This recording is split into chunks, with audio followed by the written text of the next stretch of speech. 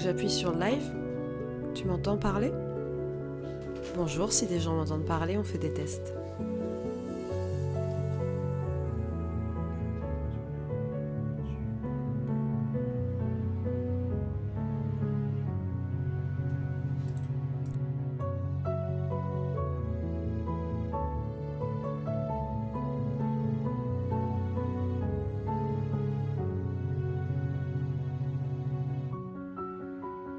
Un, deux, un, deux, un, deux, un, deux.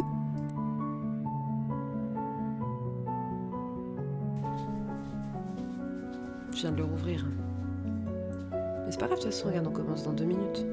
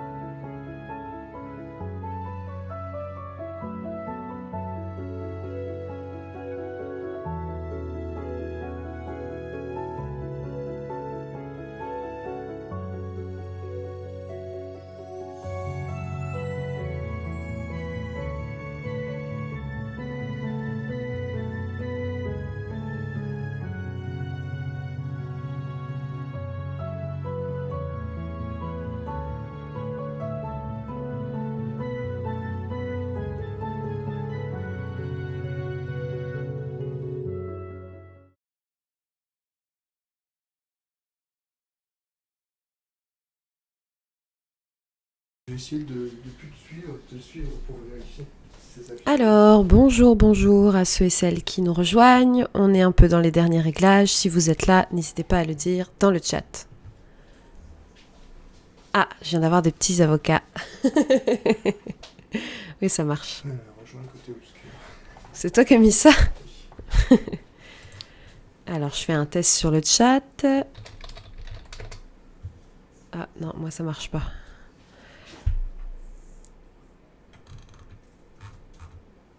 Non, je vais regarder le Tu le vois toi le chat apparaître? Moi j'ai rien. C'est un peu fort ton son. Tu passes Ok. un peu le niveau. Là c'est mieux?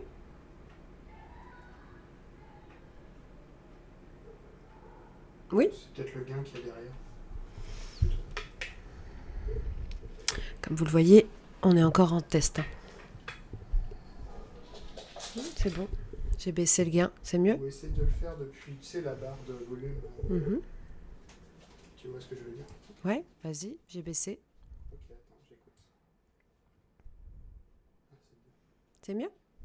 Bon bah voilà. Et alors par contre tu m'as pas dit quand est-ce que je vois s'il y a des gens de connectés ou pas? Parce que la dernière fois je voyais. Le son est propre. Les gens connectés? Bah tu sais la dernière fois je voyais combien on était en ligne. Et là je ne vois plus. 5 personnes. Bonjour les gens, je sais pas si vous êtes là, mais si vous êtes là, écrivez-le dans le chat, comme ça je me sentirai moins seule. Monsieur Ours, pour ceux et celles qui ne le connaissent pas, qui est mon agent technique. Coucou. Salut. Donc il y a déjà une personne.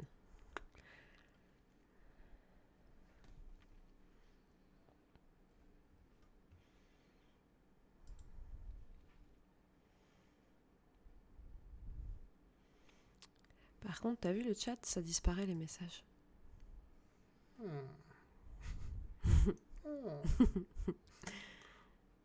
Que de tests.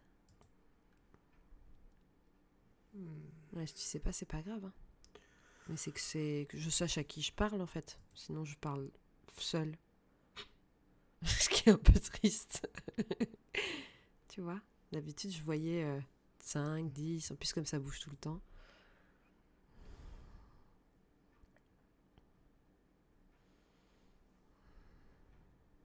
Non, tu vas pas avoir les personnes. Par contre, Non. sur le... Attends, regarde. Si tu mets ça, alors c'est vrai que c'est pas... Pas ouf, mais au moins... Si tu mets là... D'accord, donc là, on est 2, 3. Maintenant, parce que ça, c'est que ceux qui utilisent le chat. T'as aussi des gens qui sont là et qui n'écrivent pas. Là, j'ai juste la Bibli d'Adélia et compagnie qui m'a dit coucou.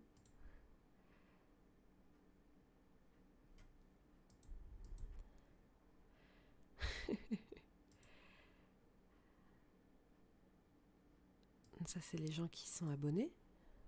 Alors, il faut que vous sachiez quelque chose. Twitch, Voilà. Merci. Twitch, quand on veut bidouiller pour faire des lives, c'est hyper mal foutu. Honnêtement. C'est-à-dire que, pour le coup, YouTube, on fait notre vidéo, on bidouille 3-4 trucs, hop. Là, il faut télécharger je ne sais combien de logiciels, mettre je ne sais combien de widgets. Et même en faisant tout ça, pas sûr que ça marche.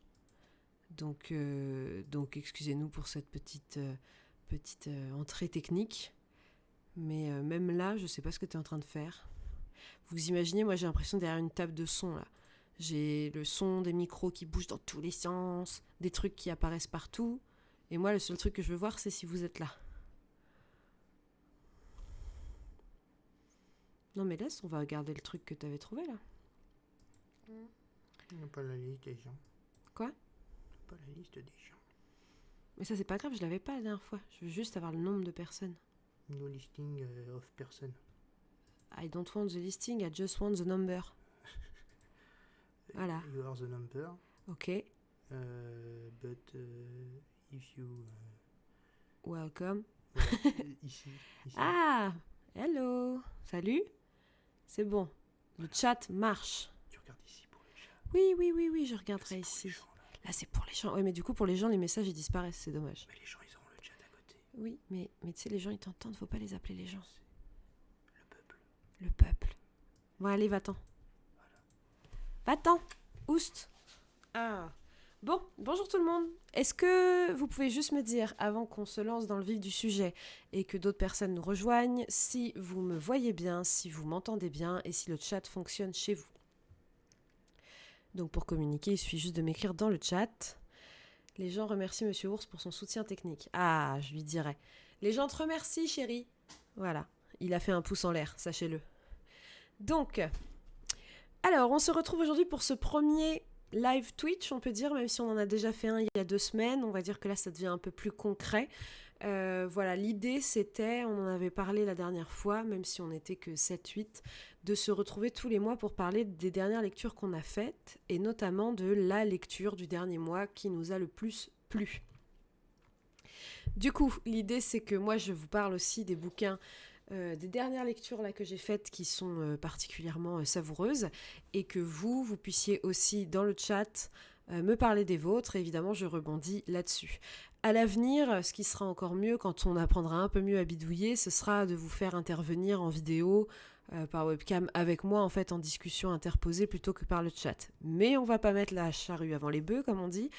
On va y aller tranquille. Donc, aujourd'hui, bienvenue pour ceux et celles qui arrivent, bienvenue pour ceux et celles qui ne me connaissent pas. Donc moi c'est Manon de la chaîne Batmanon prend son bouquin. À la base je suis une chaîne YouTube du coup de lecture, hein, on va dire, comme beaucoup d'autres, beaucoup de chaînes Booktube. Et depuis quelques temps j'en ai marre de passer des heures et des heures à faire du montage. Et notamment, pour ceux et celles qui ne le savent pas, j'attends actuellement un petit bébé. Donc, je cherche un moyen de continuer cette activité à l'avenir quand petit ourson sera là, tout en ne perdant plus des heures et des heures entières de montage. Parce que clairement, ça ne va pas le faire sur le long terme. Et j'ai pas envie que ça signe l'arrêt de mort, en fait, de Batmanon prend son bouquin. D'où l'arrivée sur Twitch. Alors, cette vidéo sera évidemment disponible après en replay sur la chaîne Twitch et aussi sur la chaîne YouTube. Voilà, je la mettrai en ligne Je sais qu'il y a quelques personnes de YouTube qui sont assez récalcitrantes à l'idée de venir sur Twitch. Bon, moi personnellement, je comprends pas pourquoi, parce que je trouve que Twitch est un média génial et que c'est clairement du YouTube amélioré. Mais je peux comprendre que quand on connaît pas, voilà, ça puisse être un peu, encore une nouvelle appli, encore un nouveau truc. Donc, je vois petit à petit des gens qui se connectent, qui se déconnectent, ça apparaît. Alors, le fait aussi de se relancer sur Twitch, évidemment, c'est un peu un défi, parce que on va dire que sur YouTube, j'avais ma petite communauté, on n'était pas beaucoup, mais j'avais que des gens fidèles, ça commentait beaucoup sous mes vidéos, toujours les mêmes personnes, donc c'est très confortable. Là, l'idée d'arriver sur Twitch, je recommence un peu tout à zéro, même si je sais qu'il y a des fidèles écouteurs, non, ça se dit pas ça, fidèles auditeurs parmi vous qui me suivent sur n'importe quel média, et ça, c'est trop adorable parce que ça fait plaisir quoi, de voir qu'il y a des gens qui sont contents d'écouter tout ce que je peux bien raconter. Donc voilà, c'est tout. Donc ça, c'était pour le projet. Ah oui, alors si vous entendez des bruits, vous voyez, par exemple, là, il y a un petit garçon qui crie papa. Je vis dans une résidence où il y a beaucoup d'enfants qui jouent dehors, ce qui est un truc super, mais évidemment, ça peut un peu polluer le son, donc n'hésitez pas à me le dire. Au pire, j'ai laissé la fenêtre un peu entrouverte, mais si jamais, je fermerai. Donc, ça c'était pour vous expliquer un petit peu mon arrivée sur Twitch. À l'avenir, il va aussi y avoir d'autres émissions sur Twitch que ce petit rendez-vous mensuel. L'idée, c'est aussi de lancer un podcast avec mon amoureux, un podcast de pop littérature, comme je m'amuse à l'appeler, où en fait, on va parler de sujets de pop culture tirés de bouquins, c'est-à-dire des univers de pop culture que vous connaissez, que nous connaissons tous, qui, à la base, sont nés à travers un support livre, que ce soit BD, manga, roman, et qui ont ensuite découlé par parfois des films, parfois des séries, parfois des jeux vidéo, bref, vraiment qui sont devenus des emblèmes de la pop culture. Cette idée, il faut savoir qu'avec Monsieur Ours, on l'a depuis qu'on se connaît, donc depuis un peu plus de 3 ans, et on s'est dit que là, vu que je me lançais sur Twitch, c'était le moment un peu de profiter de ce support pour aussi faire ça. Donc là, je vous annonce dès maintenant que la prochaine émission, ce sera mercredi prochain, donc mercredi 2 à 19h. Et cette fois, Monsieur Ours ne sera pas que conseiller technique, il sera aussi là pour papoter. Et notre premier univers, alors vous allez dire c'est pas très original, mais en même temps, il fallait qu'on commence par un univers qui tabasse par du lourd. On va évidemment parler de l'univers de Tolkien avec le Seigneur des Anneaux. Et on va s'interroger autour de cette question qui est le véritable héros de la communauté de l'anneau. Déjà rien que là, moi j'ai envie de causer parce que je n'ai pas de réponse évidemment, et ce sera des choses qui seront instinctives dans le sens où nous n'écrivons rien en avance. Voilà, je sais qu'il y a des chaînes hyper poussées qui rédigent et tout, c'est pas le cas ici. Ici nous on est vraiment là pour passer du bon temps et on va pas se rajouter du taf comme je vous le disais. Le but du jeu c'est de raccourcir le temps que ça prend dans notre vie quotidienne et pas de l'allonger. Voilà, et j'ai failli me casser la tronche.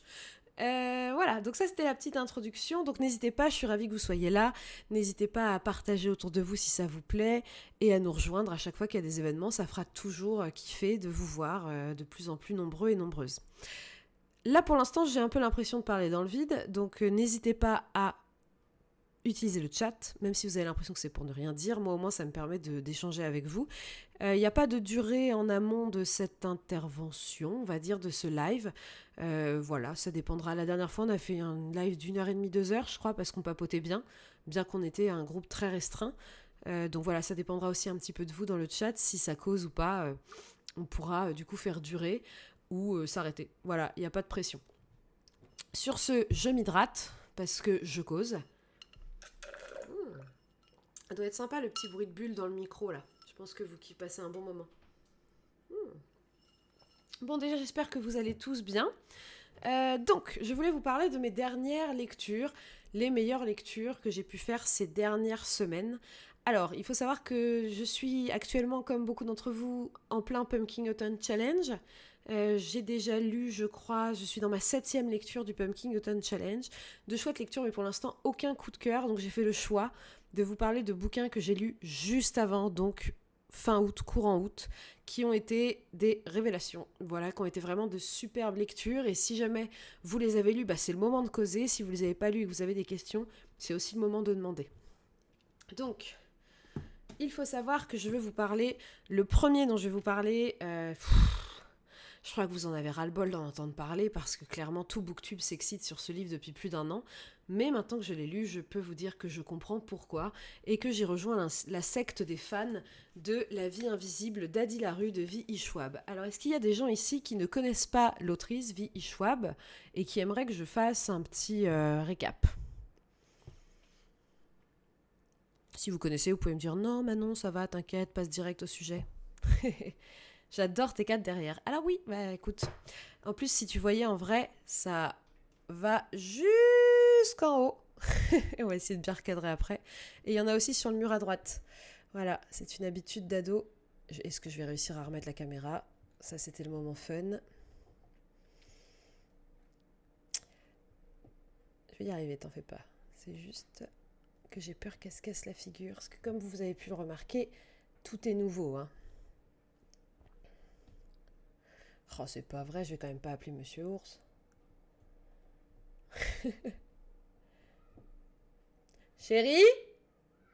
Monsieur Ours? Assistant technique? J'ai voulu faire la maline avec la caméra. Et du coup, ça tient plus.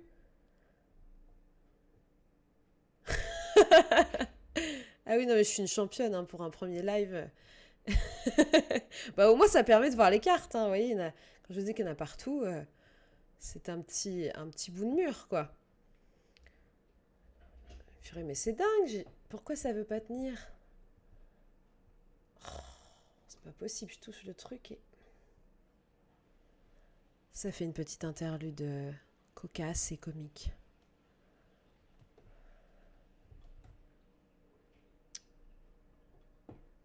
Bon, sinon, on le fait comme ça. Hein. Au moins, il n'y a pas de problème.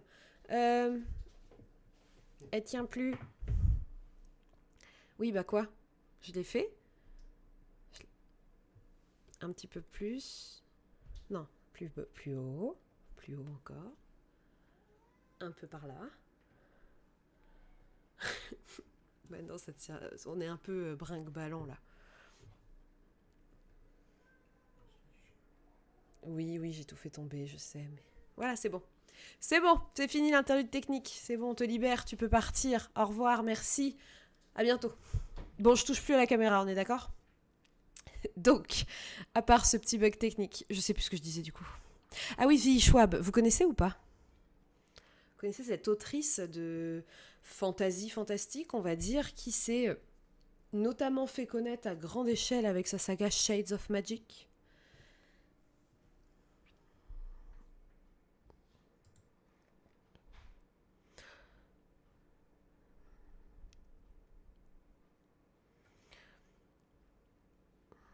Donc je pars du principe que vous connaissez, parce que je ne vois pas de message apparaître. Donc pour moi, vous connaissez tous Vi Schwab et Shades of Magic, et du coup je vais pouvoir vous parler de La vie invisible d'Adi Larue, qui n'est pas une saga, mais qui est un one-shot, et qui est un peu sorti de nulle part. C'est-à-dire que Vi Schwab, elle avait fait cette saga Shades of Magic qui est géniale, lisez-la, faites-vous plaisir, passez un bon moment, c'est 3 tomes, ça se dévore, on kiffe. Donc elle avait fait cette super saga. Et après, ils ont réédité, je crois, une saga qu'elle avait écrite avant qui s'appelait Vicious. Moi, perso, j'avais pas accroché. C'était même une très grande déception. Ne serait-ce qu'au niveau de l'histoire que au niveau de la qualité de la plume. Donc, Vi Schwab, je me disais, mince, j'espère que c'est pas juste qu'elle a eu un... Comment dire? Une envolée de talent avec Shades of Magic et que maintenant, pour le reste, elle sait plus faire, quoi. Et donc j'y allais un peu en traînant des pieds sur La vie invisible d'Adi Larue, qui est déjà un très bel objet livre. Hein. Donc comme vous voyez, c'est quand même un beau pavé, mais l'histoire est tellement ouf que vous allez lire ça hyper rapidement. Moi je l'ai lu en 1 semaine, et encore, parce que j'ai traîné. J'aurais pu vraiment le lire en 2 secondes. Le jeu de couverture avec le personnage invisible, ils se sont quand même un peu emmerdés aux éditions Lumen, hein. Alors, je vais quand même vous raconter vite fait de quoi ça parle, parce qu'à la base, c'est un bouquin qu'on trouve dans les rayons Young Adult. Donc, je me suis commandé le collector. Bah, tu m'étonnes, j'ai vu la qualité de la couverture. Moi, il m'a été envoyé par Cax, que je remercie, hein, qui m'a fait ce petit cadeau. Donc, La vie invisible d'Adi Larue. Comment dire? À la base, c'est pour les ados, mais je trouve que c'est un conte universel qui ne parle pas du tout qu'aux ados, voire en fait on parle pas d'adolescents dedans, donc clairement vous pouvez y aller même si vous êtes un peu frileux ou frileuse des lectures à destination des ados.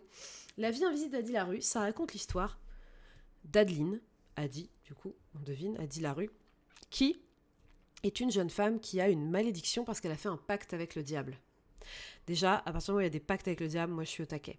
Donc elle a fait un pacte avec le diable où ça, voilà, elle peut avoir la vie éternelle, ce qui est plutôt pas mal, mais en échange, la contrepartie, c'est que personne ne se souviendra jamais d'elle. C'est-à-dire que si vous rencontrez Adi le matin, vous pouvez passer une super journée avec elle, voire même une nuit d'amour, et le matin, quand vous vous réveillez et que vous la voyez dans votre appartement, vous vous demandez « mais qui est cette étrangère qui est chez moi ?»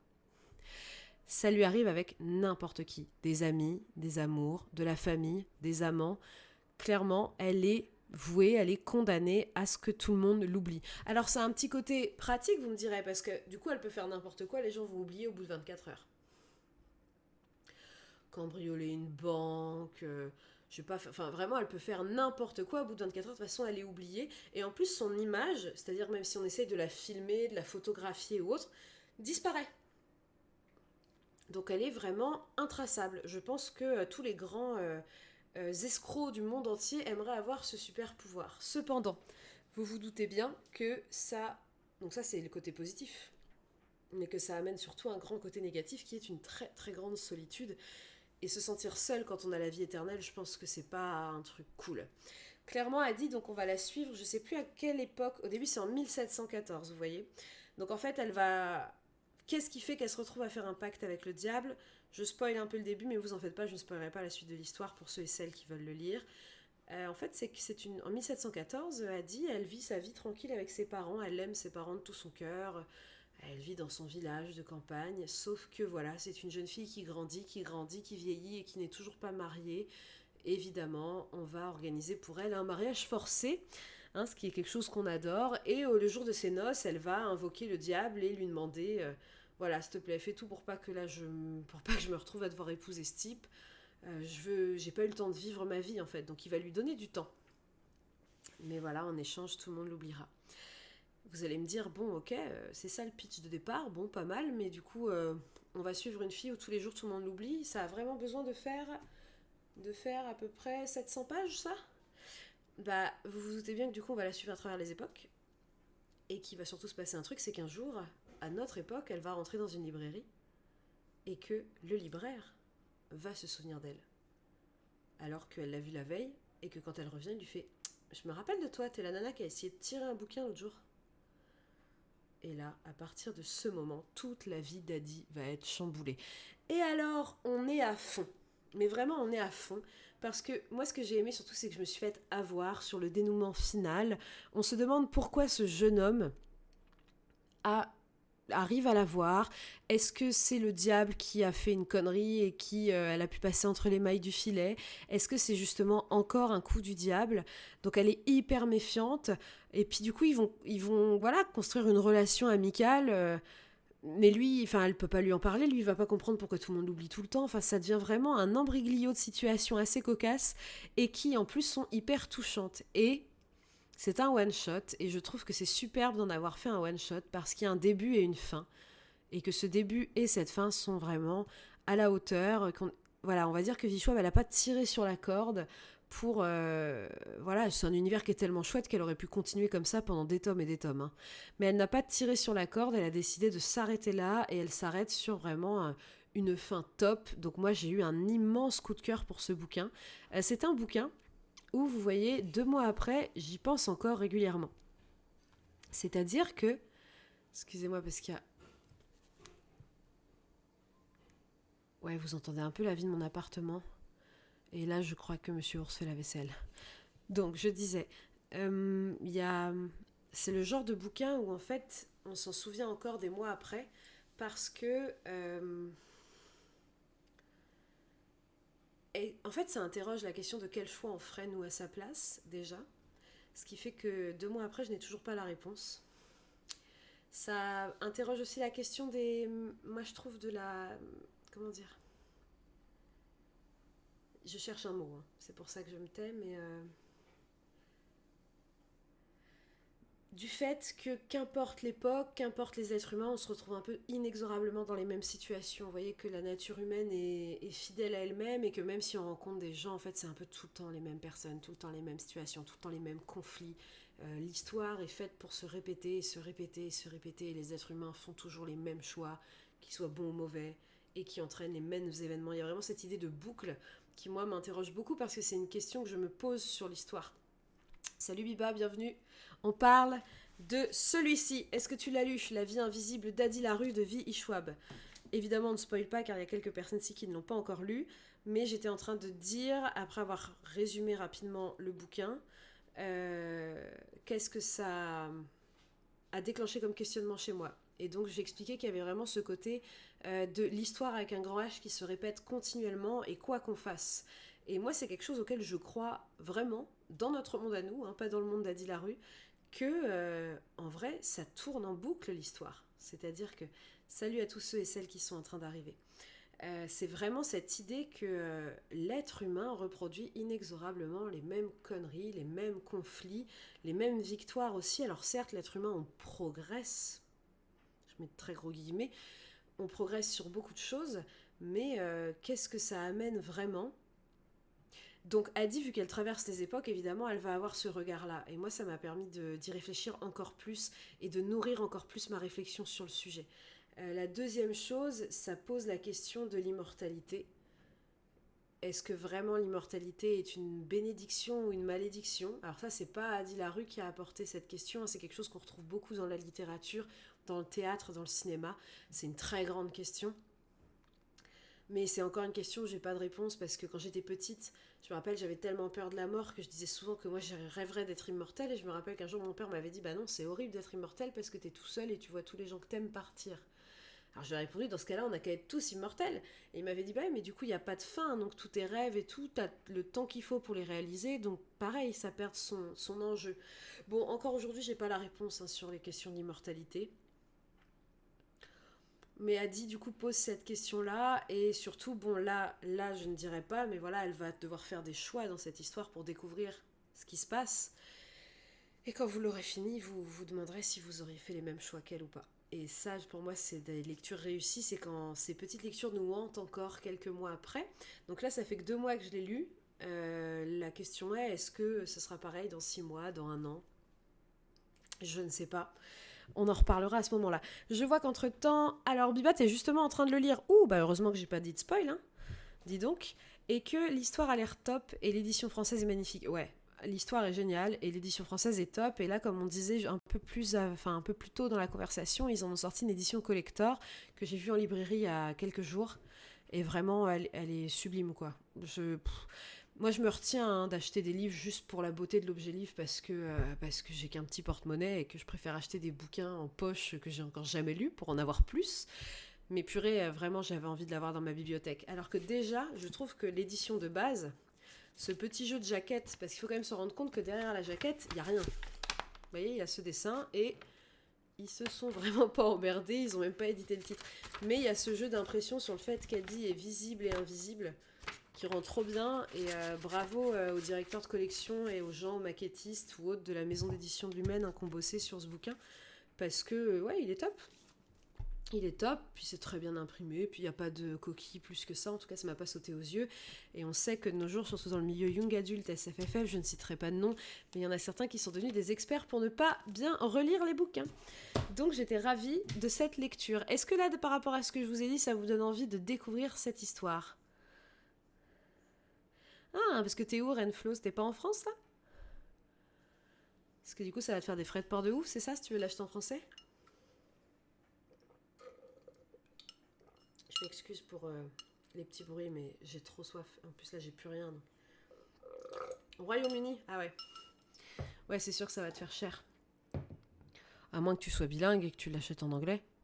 Mais l'édition, elle est pas jolie, c'est ça? Moi, j'envie trop les youtubeurs, booktubeurs et toutes les personnes qui sont là. Alors, faut que je vous parle d'un super livre. Bon, par contre, il est pas sorti en français. Et à chaque fois, quand c'est un livre que t'as envie de lire, t'as juste envie de dire... Mais pourquoi mon cerveau à moi, les langues vivantes, c'est pas son truc? Pourquoi il n'a pas cette logique linguistique pour que je puisse apprendre plein de langues et lire en plein de langues? Ah, c'est un grand drame. Et je suis pas sûre que l'immortalité y répondrait, vous voyez. Est-ce que si j'étais immortelle, je pourrais parler anglais?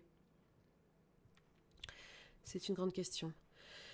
L'édition en anglais que t'as trouvée est moins jolie, bah ouais. Et pourtant, souvent, c'est le contraire. Moi, j'aime beaucoup les éditions anglo-saxonnes en général parce qu'elles sont un peu dark et tout. En plus, ils ont ce super format qui est entre le poche et le grand format, et en général, c'est cool. Ouais, j'avoue que quand on dit trop bien d'un bouquin, tu vois, moi j'ai laissé passer du temps, hein. Je me suis pas jetée dessus quand tout le monde en parlait parce que ça a souvent eu l'effet inverse de me décevoir, évidemment. Là, je te le dis, je pense que tu prends pas beaucoup de risques. Voilà, même si t'es pas la cible, je connais beaucoup de gens dont c'est pas du tout leur genre de bouquin qui ont passé un bon moment. Après, peut-être que ce sera pas une révélation pour toi ou un coup de cœur, mais à mon avis, tu risques quand même de passer un moment sympa, quoi. Et il vaut le coup, voilà. Et puis je crois que le succès a été vraiment fort. Pour ce qui est de V.E. Schwab, du coup j'en parlais un peu tout à l'heure, pour ceux et celles qui n'ont pas lu sa saga Shades of Magic, moi personnellement j'avais fait une vidéo YouTube à l'époque de mes sagas préférées, elle remonte, hein, c'était pendant le premier confinement, donc elle a déjà 2 ans, mais si je devais la refaire aujourd'hui, Shades of Magic serait toujours aussi bien placée.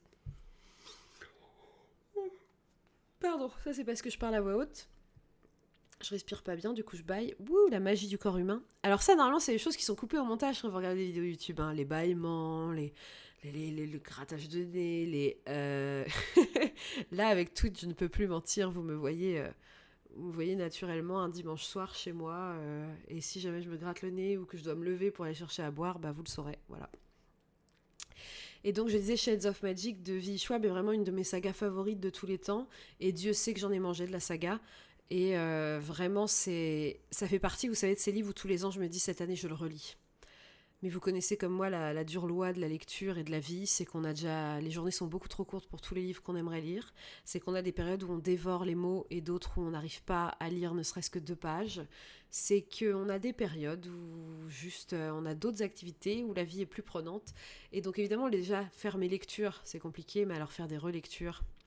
Parce qu'à ce jour, j'aimerais relire Shades of Magic, j'aimerais relire la saga des Chroniques lunaires. S'il y en a ici qui ont déjà lu, moi je me rappelle avoir été conquise quand je l'ai lu en 2018 ou 19.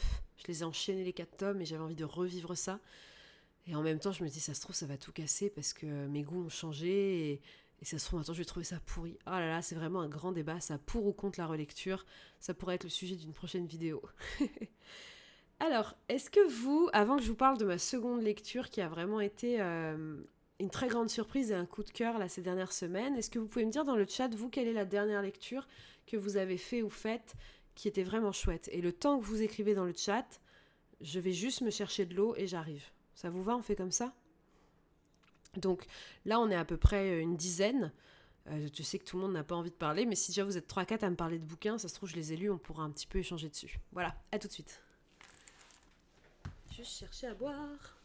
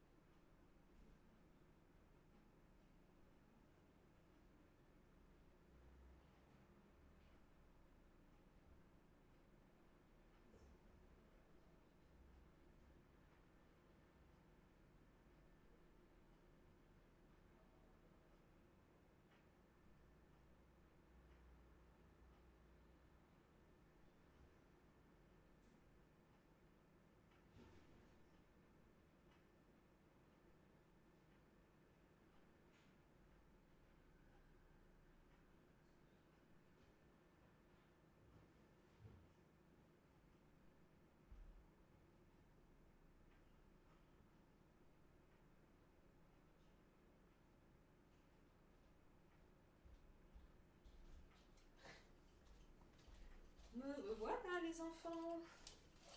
Alors, comment ça va?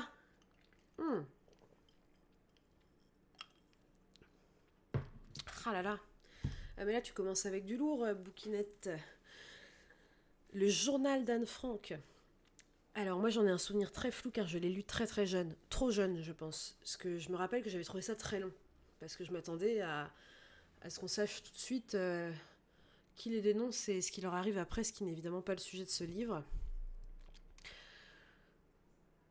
Et qu'est-ce que t'en penses du journal d'Anne Frank? Parce que maintenant, il y a eu tellement de choses autour d'Anne Frank, c'est devenu un mythe, hein, cette petite fille. Voire même, je trouve que là, ces dernières années, il y a eu, vous savez, Mon amie Anne Frank, qui est sortie pour les ados. J'ai vu une BD au CDI de mon amoureux, justement, où il y a, pour les gamins, le journal d'Anne Frank illustré, mais où ils ont modifié l'histoire. Enfin, c'est vraiment tout un... C'est presque tombé dans le droit public alors qu'il n'y a jamais eu vraiment de droit pour ce bouquin. Il y a eu une vague de sorties sur Anne Frank l'an dernier. Et du coup, ça me pose question. Le journal d'Anne Frank, j'aimerais le relire avec un regard d'adulte cette fois. Ça m'effraie un petit peu parce que maintenant je suis une adulte et je sais exactement ce qui s'est passé et pourquoi et dans quel contexte. Et que je vais surtout voir une petite fille pleine d'espoir qui attend cachée et qui vit recluse comme un rat dans un grenier, quoi. Mais ouais, ça m'étonne pas que ce soit un gros coup de cœur. J'essaierai de m'y relancer un jour, je pense. Alors ensuite, Biba, qu'est-ce que tu nous lis, toi? La doublure de Dacosta. Mélissa Dacosta, rappelle-moi, c'est la nana qui a écrit Tout le bleu du ciel.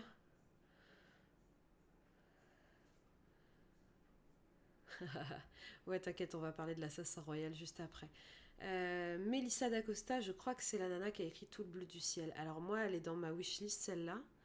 Mais oui, j'ai vu passer la couverture de la doublure, ça a l'air d'être un thriller, c'est ça. Et ça me surprenait vu qu'elle avait plutôt l'air d'écrire des bouquins contemporains, un peu drame feel good. Yes, c'est bien elle. Mhm. Bah écoute, il faudrait que je lise Tout le bleu du ciel, il faudrait que je me l'offre. Il y en a un autre qu'elle a fait où la couverture est jaune, je sais plus comment ça s'appelle, mais il me tentait moins. Et donc là, la doublure, donc ça fait flipper, un bon thriller qui fait flipper.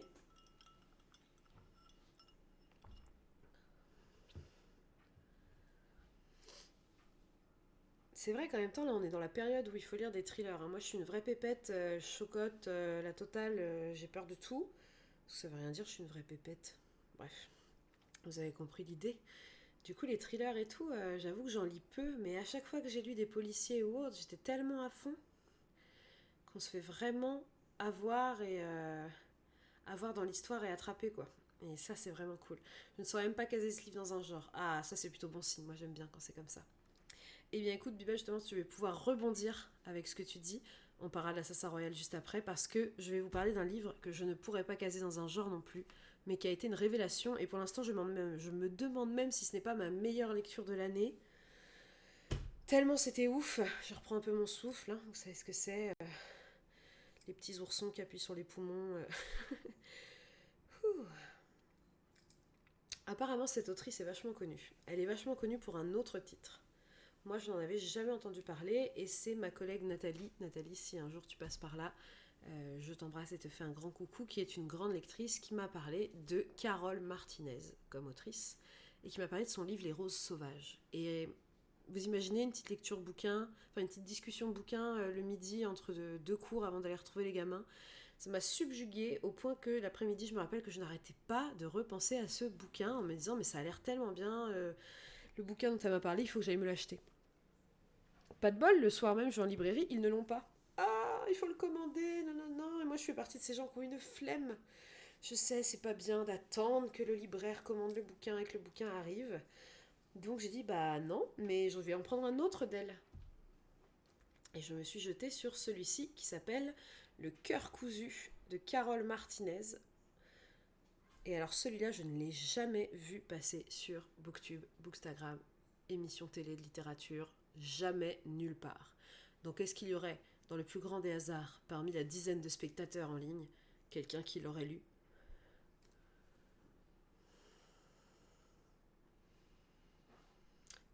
Je regarde le chat, parce qu'en même temps on reparle d'Anne Frank et évidemment, ouais.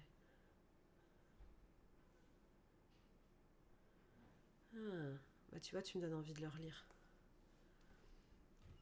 Tu me donnes envie de le relire.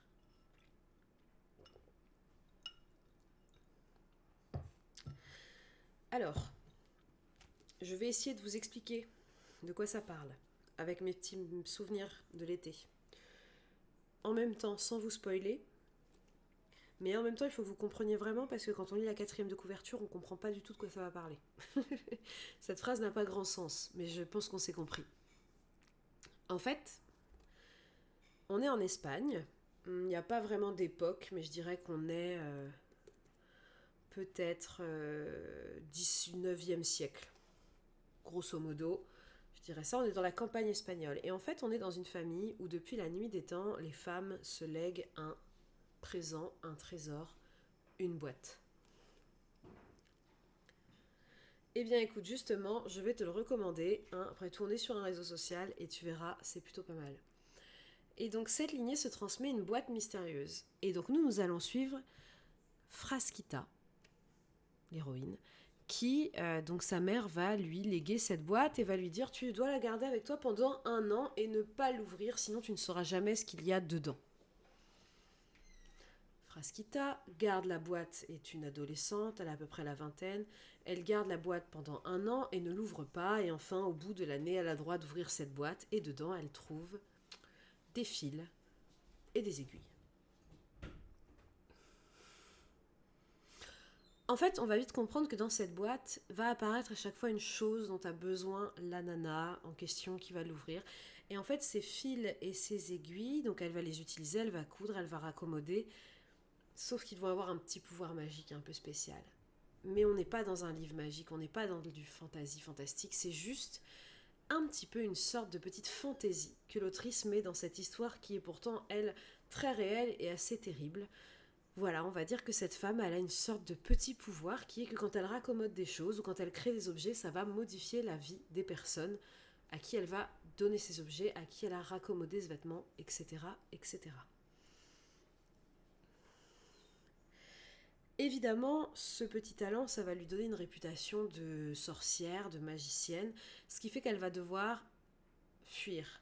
Et la deuxième particularité de ce personnage, ce que je vous ai pas dit, c'est qu'elle a énormément d'enfants. Voilà, c'est une mère de famille nombreuse qui a, je crois, 6 ou 7 enfants. Et du coup, elle part sur les routes avec ses 6 ou 7 mômes, elle tire sa charrette comme ça, et on va suivre en fait son périple avec ses enfants, et donc toutes les rencontres qu'ils vont faire. On est dans une Espagne où il y a beaucoup de conflits, notamment entre c'est pour ça que je pense que c'est 19e siècle, genre fin 19e, parce qu'il y a énormément la question de la bourgeoisie, des pauvres, des paysans, des citadins qui s'affrontent, qui se font la guerre, des courants politiques.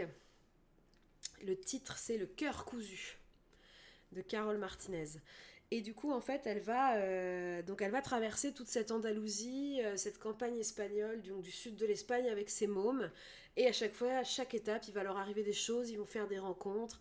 Et elle aura toujours ce petit talent un peu magique qui est vraiment chouette. Donc vous voyez, c'est déjà compliqué. Je sais que c'est pas très clair là ce que je viens de dire. Je suis pas très fière de mon résumé, mais c'est pas une histoire claire. Et alors, la chose qui rend cette histoire incroyable, en dehors du fait que c'est une belle histoire, qu'elle va être pleine d'émotions positives, négatives, que vraiment on est brassé, c'est l'écriture. Parce qu'en fait, on est tout le temps sur un fil, c'est le cas de le dire, entre le réalisme et le fantastique. Et en fait, c'est vraiment un petit peu... moi, ça m'a fait penser à... Vous savez, ce classique de la littérature qui est 100 ans de solitude de Gabriel Garcia Marquez, si vous l'avez lu, qui est en fait un livre qui suit la vie d'une famille et où il se passe des petits événements fantastiques, mais où tout le monde trouve ça normal. Du style, il y a un fantôme qui vit dans la maison, personne ne se dit « Waouh, un fantôme !» Non, c'est normal, c'est le fantôme de la maison, enfin, vous voyez. Et en fait, là, c'est un petit peu pareil, c'est-à-dire que le fait qu'elle... comment dire, voilà, elle coud des choses, elle raccommode, elle va relier des relations, elle va participer à améliorer la vie des gens, voire des fois à créer plutôt des malheurs dans leur vie juste en faisant de la couture. Ça ne choque personne. Personne se dit, mais c'est pas normal, les gars. Fantastique réaliste, tu dis, peut-être. Je t'avoue que je ne connais pas du tout le nom de ce courant, sinon il y a. Mais alors moi, j'ai adoré. Adoré. Et j'ai été charmée par la plume, par l'histoire. J'ai pleuré, j'ai eu peur. Il y a un personnage, il m'a fait flipper tout le long du bouquin par son horreur, par son ignominie animale, à quel point il veut du mal à cette famille. Mais à chaque fois qu'il était là, j'étais là, oh, c'est pas vrai, mais quand est-ce qu'il lui arrive un truc ? Et puis on suit aussi un petit peu, comme je vous disais, la vie politique de l'Espagne et ces conflits entre rebelles et politiques, entre nationalistes et on va dire révolutionnaires. Et c'est vraiment chouette en fait de l'avoir évolué au milieu de tout ça, de l'impact que ça va avoir sur ses choix, sur ses enfants. Et moi je trouve ça magnifique. Surtout que le livre est raconté du point de vue non de Frasquita, mais d'une de ses filles. Et c'est trop beau. Vous voyez, j'ai corné quand même pas mal. Moi, il faut savoir que je corne les livres. Bouh, je sais, il y a des gens qui aiment pas ça, mais moi, c'est comme ça. En haut, je corne pour voir où j'en suis dans la lecture, et en bas, je corne les phrases qui me plaisent. Et alors, j'en ai quand même corné pas mal. J'essaie de voir si je peux vous en attraper une comme ça.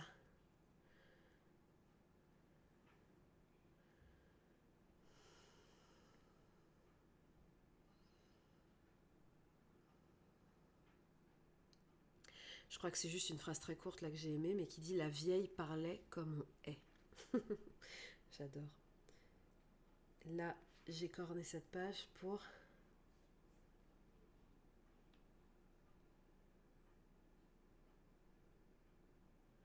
Ah, je crois que là, c'est un petit passage sur les faiseuses d'anges, donc les femmes qui aidaient les autres femmes à avorter.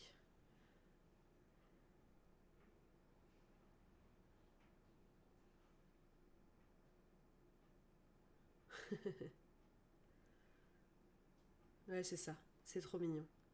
Je vais pas vous la lire parce que là, ça spoil un petit peu, mais c'est superbement bien écrit. Rien que ça, regardez, c'est une phrase pour débuter un chapitre. À la naissance de Frasquita, Hérédia avait 4 fils, aucune fille à marier et la tombe d'une femme à fleurir. Rien que ça, je trouve ça trop joli. Et alors, aussi en plus, chaque chapitre, ils ont des noms. Et moi, c'est quelque chose qui me manque, ça, de nos jours. Que avant, c'est peut-être bête de ma part, mais avant, on nommait les chapitres. Je pense toujours à Harry Potter comme référence où chaque chapitre a un nom. Chapitre 15, la biche, chapitre 4, la chambre des secrets, etc. Et ça se perd maintenant, il n'y a plus de nom au chapitre, il y a des numéros, et encore, voire même des fois, il n'y a plus rien. Et moi, je trouve que c'est un petit charme parce que ça nous annonce un petit peu la thématique des pages qui vont arriver, tout en gardant un certain mystère. Et alors, quand les auteurs et les autrices sont très bons, on comprend à la fin du chapitre pourquoi ça s'appelle comme ça. Voire, quand les auteurs et les autrices sont très bons, on comprend à la fin du livre pourquoi ça a ce titre. Donc voilà, je voulais vous parler de ce livre, vraiment Le cœur cousu, parce que ça a été un coup de cœur. Je pense que c'est une des plus belles lectures de toute ma bibliothèque, de toute ma vie, pour vous dire, et que vraiment j'ai été charmée, surprise, retournée, émue, et surtout, je trouve que ce livre devrait avoir beaucoup plus de visibilité et devrait faire beaucoup plus de bruit. Alors Carole Martinez, Carole Martinez, elle a fait d'autres livres. Petit moment pas coupé au montage, le petit bâillement. Alors, je vais regarder pendant que je vous parle, parce que donc c'est Les Roses Sauvages qui l'a fait connaître, où il y a aussi ce petit côté réaliste fantastique. Et en fait, je crois que c'est ça dans tous ses bouquins. Donc vous voyez, Carole Martinez, c'est une romancière française. Elle a l'âge de ma maman, donc elle a bientôt la soixantaine, un peu moins. Elle a eu les prix Goncourt des lycéens plusieurs fois quand même, hein, pour plusieurs bouquins. Et Le cœur cousu, je viens de voir là sur internet qu'il a eu le prix Renaudot des lycéens. Bon, moi je suis pas très prix littéraire, mais voilà. Et l'autre que j'ai du coup dans ma palle, parce que j'en ai acheté un second, c'est Du domaine des murmures, qui va être une de mes lectures là, je pense, de l'hiver. En tout cas, je veux le lire avant que Petit Ourson soit là. Et lui qui a eu le Goncourt des lycéens. Donc elle a écrit, je regarde son nombre de bouquins. Alors, elle a aussi écrit des livres pour gamins, enfin jeune public, ceux-là on va pas forcément en parler. Et sinon, elle en a écrit 4, donc qui s'appellent Du domaine des murmures. Déjà, les titres sont tous très beaux. Le cœur cousu, Les roses fauves et La terre qui penche. Voilà. Et donc, je suis assez au taquet pour tous les découvrir, tellement j'ai été charmée par ça. Alors, j'adore quand magie est juste saupoudrée comme ça. Ben oui, mais moi je suis comme toi, Biba, c'est-à-dire que je trouve que ça ajoute une richesse au récit qu'on ne retrouve pas, du moins, qui est pas écrasante, parce qu'il y a des gens qui n'aiment vraiment pas le fantastique, la magie, ce qui n'est pas mon cas. Moi, dans tous les cas, je suis contente. Mais là, qu'il y en ait juste un petit peu et que on soit toujours dans cette ambivalence de est-ce que tout l'univers fonctionne comme ça, vu que personne ne dit rien, ou est-ce que c'est juste bizarre et que... Enfin, tout le monde se rend bien compte que c'est pas normal que quand tu raccommodes un pantalon, tu sauves des vies, enfin, tu vois. Donc bon, voilà, je voulais vous en parler. Carole Martinez, Cœur cousu, génialissime. Voilà. Ça va toujours? On a toujours une petite dizaine, hein. C'est bien. Faut imaginer que si on était dans un bar, ça ferait une grande table.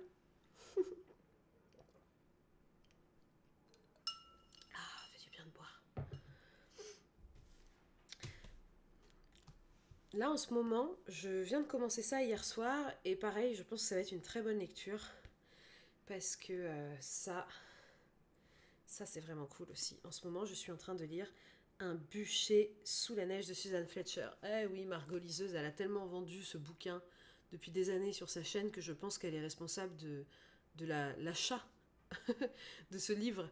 Et moi, c'est d'entre vous qui me l'a envoyé. Anaïs de mémoire, j'ai peur de confondre un petit peu.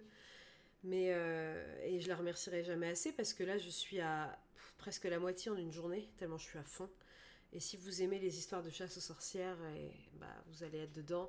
Si vous aimez l'Écosse, comme moi, vous allez trop kiffer. Et surtout, c'est très très bien écrit. Ça raconte l'histoire d'une jeune femme qui s'appelle Corag. Depuis, je suis un peu fan de ce prénom. Hein. Heureusement que tu n'es pas une fille, petit ourson, parce que je l'aurais sincèrement envisagé. Corag, qui est une femme qui est enfermée et qui va être brûlée vive parce qu'elle est accusée de sorcellerie. Voilà, donc comme vous vous en doutez, c'est pas vraiment une sorcière. Hein. Et en fait, ce livre, c'est une discussion entre elle et un prêtre. Je crois que c'est un prêtre, hein, ou un curé, ou voilà, quelqu'un de religieux. En tout cas, un religieux qui vient la voir parce que lui, vous savez, on est dans les Highlands, on est quelle époque 17e, donc il y a toutes les questions des Jacobites. Est-ce qu'on met le prince Charlie Stuart non, je dis des conneries. Comment il s'appelle? Il y a un roi qui s'appelle Guillaume, ils veulent pas de lui, ils veulent que ce soit l'autre qui s'appelle Bonnie Charles. J'essaye de me rappeler de ce que Outlander m'a appris sur l'histoire écossaise. Bref, c'est la guerre. Il y a les Jacobites qui veulent changer le roi sur le trône. Et lui, en fait, il veut aller la voir parce qu'elle était là quand il s'est passé un drame et il voudrait en accuser le roi et ses fidèles pour pouvoir le dégager du trône, en fait.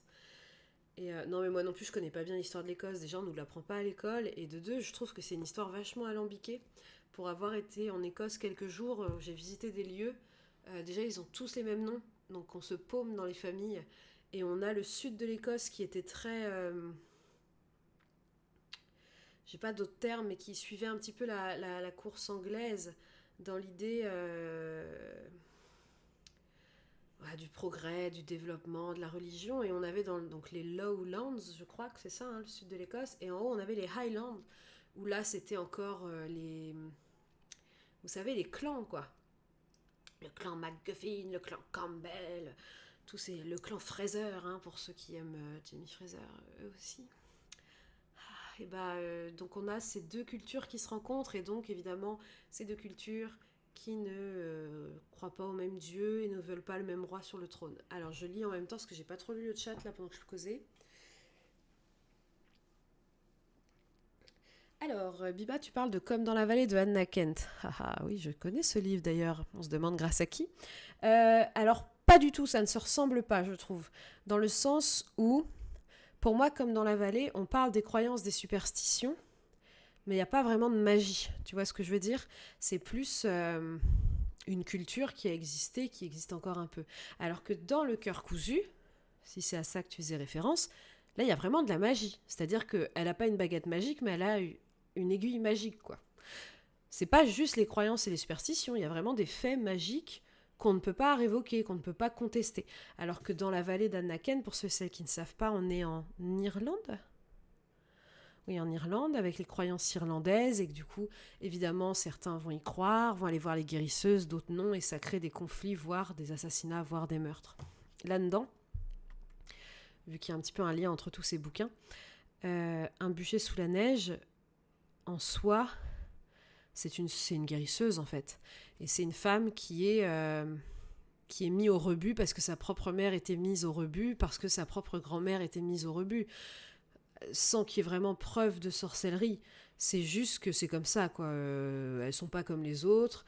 Comme on est mis au rebut, évidemment, on commence à développer une vie d'ermite et à l'écart de la société, donc on est encore plus mis au rebut. Vous voyez, c'est un cycle infini de haine.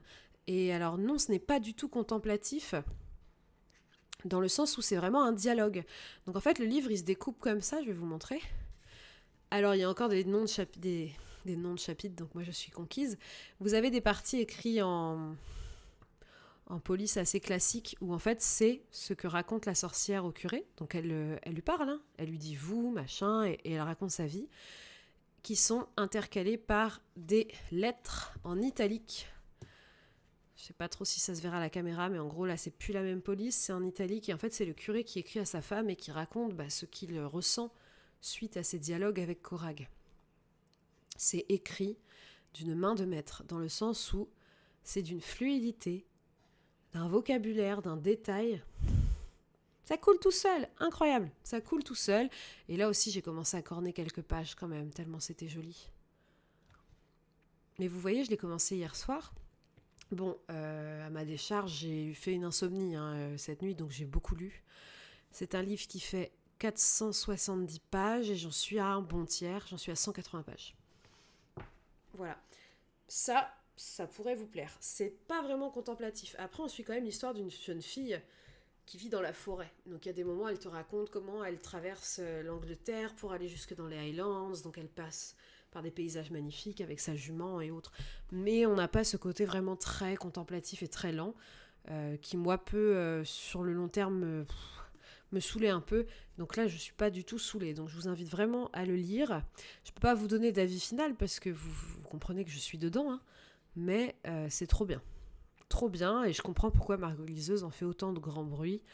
Et j'ai une amie aussi, Camille, qui m'a dit aujourd'hui par message que c'était un de ses livres préférés de tous les temps. Ça me surprend pas d'elle, du peu que je connais d'elle, le côté un peu nature, sorcière, voyage. Et puis bon, la chasse aux sorcières, c'est quand même un sujet intéressant. Récemment, j'ai lu Les sorcières de Pendle. Est-ce que vous voyez quel bouquin c'est ? C'est un bouquin qui a eu un grand succès il y a 2 ans, 3 ans. Et ce bouquin, en fait, a aussi comme thème la chasse aux sorcières. Je l'ai lu là pendant le Pumpkin Autumn Challenge. J'ai été assez déçue, dans le sens où, en fait, la chasse aux sorcières, c'est plus un motif d'écriture, mais on va surtout suivre la vie d'une femme qui n'a rien à voir avec les sorcières, à part le fait qu'elle en connaît une, et que dans un but égoïste, elle veut la sortir de là parce que c'est sa sage-femme et qu'elle veut pas perdre son bébé. J'ai pas trouvé que le côté vraiment politique et génocidaire de la chasse aux sorcières était le sujet du bouquin. Donc pour moi, c'était un peu trompeur, mais lecture sympa, hein, mais voilà, c'est pas ça qu'on veut quand on... Au vu de la couverture et au vu de la 4e de couverture, je trouvais qu'on nous... Voilà, ça tenait pas sa promesse, quoi. Je l'aime et pas encore lu. Bah écoute, tu me diras si tu penses pareil. Moi, j'étais un peu déçue. Après, ça m'a pas empêché de le lire, et de le lire très vite. Tu vois, je me suis pas dit, j'abandonne, quoi. Mais voilà, j'avais envie vraiment d'être dans la chasse aux sorcières, quoi, de comprendre pourquoi. Je l'ai commencé, mais je l'ai mis de côté, j'accroche pas. Ah, c'est pas moi qui vais te convaincre de le reprendre. Tu vois, comme je te dis, pour moi, c'est une lecture sympa, mais si tu ne la fais pas, tu rates rien. Ce qui m'a déçu, vraiment, parce qu'en plus, la couverture, c'est chez Michel Lafon, je crois. Ils ont vraiment fait une couverture magnifique. Vous avez une sorte d'impression de beaucoup de nature, de fleurs, de feuilles, et en fait, si on regarde bien, il y a une corde de pendu au milieu. Donc c'est trop beau, donc forcément ça accroche l'œil. Le titre, Les sorcières de Pendle, alors là on se dit ouh, trop bien. Et puis en fait c'est assez fade, c'est peut-être ça le mot. C'est une histoire que j'ai trouvée très fade. Pas de grands rebondissements et au final ne parle pas de sorcières, donc sujet un peu qui tombe un peu à l'eau. C'est marrant qu'on se retrouve à parler de sorcières alors que ça n'en parle pas du tout à la base, mais qu'au fil de la discussion, on vienne sur ce sujet de la chasse aux sorcières, qui est un sujet que j'ai à cœur de découvrir de plus en plus et de lire de plus en plus. Et pour ceux et celles, pareil, qui aimeraient en savoir un petit peu plus sur la chasse aux sorcières, il suffit tout simplement de lire l'essai féministe de Mona Chollet, Sorcière, qui certes ne parle pas de ça, mais parle plutôt de la représentation des femmes et de la place des femmes dans la société. Et elle fait le postulat, ou du moins elle pose la problématique que selon elle, les maltraitances envers les femmes et vous savez ce dénigrement en fait de la femme a pris de l'ampleur après cette époque de chasse aux sorcières. Et donc elle revient un peu sur cette époque et moi j'ai appris énormément de choses. Et ça m'a vraiment... Salut Miette de Clos, tiens je me demandais si t'allais venir aujourd'hui. Vous avez vu les petits avocats qui dansent là-haut ? Ça c'est mon ours qui l'a fait. Il faut savoir que je suis une ouf des avocats et il est très fier d'avoir fait ce petit réglage.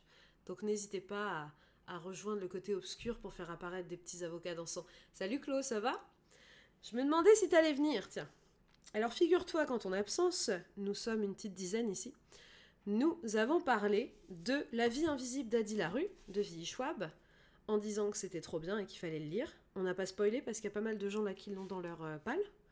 Et ensuite, j'ai parlé de mon coup de cœur de l'été, qui est pour moi, vraiment, je crois même, mon coup de cœur de l'année pour l'instant, qui est Le cœur cousu de Carole Martinez. Donc je t'inviterai à re-regarder la vidéo, parce que je vais la mettre en replay après. Tu pourras rajouter ça. Là, je vais leur parler de ma lecture actuelle, qui est Un bûcher sous la neige, Suzanne Fletcher. Super, super, super. Ah là là, salut tout le monde, salut à tous ceux et celles qui nous rejoignent. Mais donc Un bûcher sous la neige qui est vraiment trop, trop bien. Et donc on était en train de parler de ce sujet qui est les livres autour de la thématique de la chasse aux sorcières. Et notamment, j'expliquais que j'avais été très déçue du livre Les sorcières de Pendle. Et que je conseillais à ceux et celles qui voulaient en savoir un petit peu plus sur la chasse aux sorcières, tout simplement d'écouter ou de lire Sorcière de Mona Chollet, qui certes ne parle pas que de ça, mais part de son postulat sur la place des femmes dans la société et toutes les inégalités, part de ça. Oui, bien sûr, t'as raison, Biba, c'est surtout la religion qui a fait ça, et puis même avant les chrétiens, déjà, Grèce antique ou autre, les femmes, on n'était quand même pas mis au top de la société, mais vraiment, de façon, postulat de partir de cette chasse aux sorcières. En fait, ce qu'il y a d'intéressant, je pourrais pas te l'expliquer parce que cette lecture est trop loin dans ma tête et j'aurais trop peur de te dire des conneries, mais elle te montre des aspects qui sont encore aujourd'hui reprochés aux femmes dans le monde entier, à différents degrés, bien entendu, en fonction des sociétés. Comment elles font écho à ce qui était déjà reproché aux femmes à l'époque des chasses aux sorcières.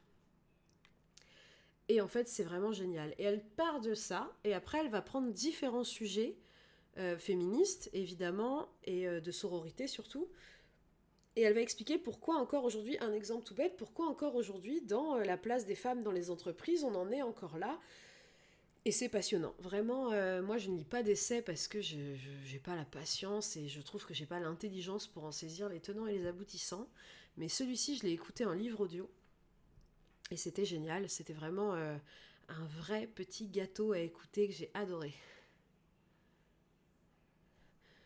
Justement, Un bûcher sous la neige, ouais, tu peux carrément commencer.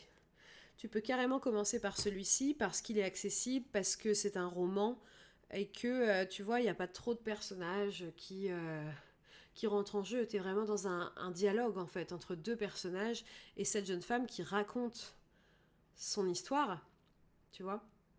Et comme elle raconte son histoire, tu vois son enfance jusqu'au jour où elle se retrouve dans cette geôle à deux doigts d'être brûlée. Et ça pose la question de est-ce qu'elle a vraiment sa place dans cette geôle ou pas. Mais là, t'es d'un point de vue... vu que c'est son point de vue à elle, forcément, il est assez... ça va dans son sens. C'est pour ça que c'est pas mal qu'ils aient mis un religieux face à elle qui, lui, forcément, ne serait-ce que parce qu'elle ne croit pas en Dieu, a envie de l'étrangler, quoi. Genre, à un moment donné, il dit dans une lettre, ça m'a choqué, ça m'a rappelé à quel point, quand même... Bon, alors, s'il y a des gens ici croyants, vous croyez bien ce que vous voulez, mais comment, à l'époque, la croyance était quand même débile sur certains points, parce qu'en gros, il chassait les femmes et il les brûlait. Toutes les femmes qui utilisaient des plantes pour soigner, car il rappelle que les plantes ne soignent pas et il n'y a que la prière qui peut soigner les maux. Écoute, moi je pense que la prière ça fait du bien à plein de monde, mais clairement quand t'es malade ou quand t'as une plaie à vif, t'auras beau prier autant que tu veux, ça va pas te soigner. Et en fait c'est là que tu vois le conflit entre religion et tout simplement cette nana qui utilise juste des plantes parce qu'on lui a appris depuis qu'elle est petite et qu'elle sait pas faire autrement, tu vois. Et il faut pas oublier que la chasse aux sorcières c'est quand même ça.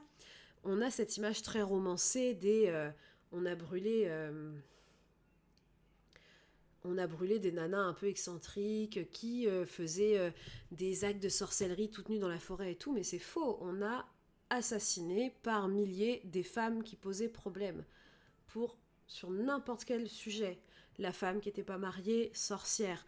Justement, le mari qui avait une maîtresse et qui voulait plus de sa femme, sorcière. La femme qui voulait divorcer, sorcière. La femme qui avait un trop grand tempérament, sorcière.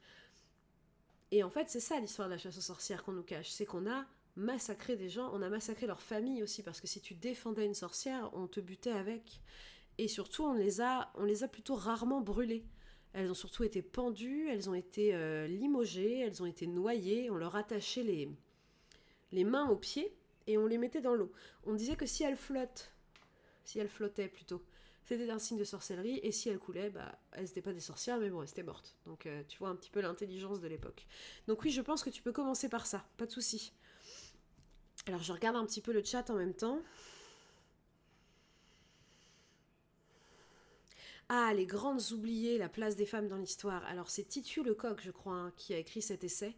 Je veux trop me l'offrir. Après, pareil, comme c'est un essai, je pense que je vais me l'offrir en audio.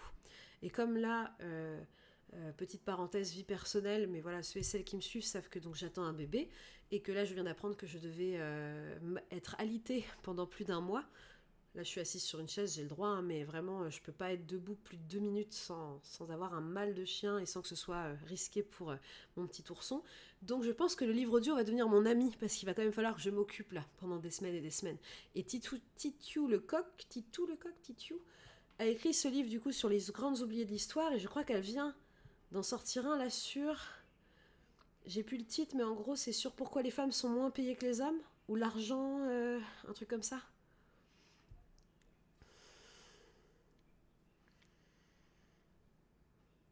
Alors, vous trouvez que mon micro il est pas fort parce qu'en fait Monsieur Ours m'a dit qu'il était trop fort, donc j'ai baissé.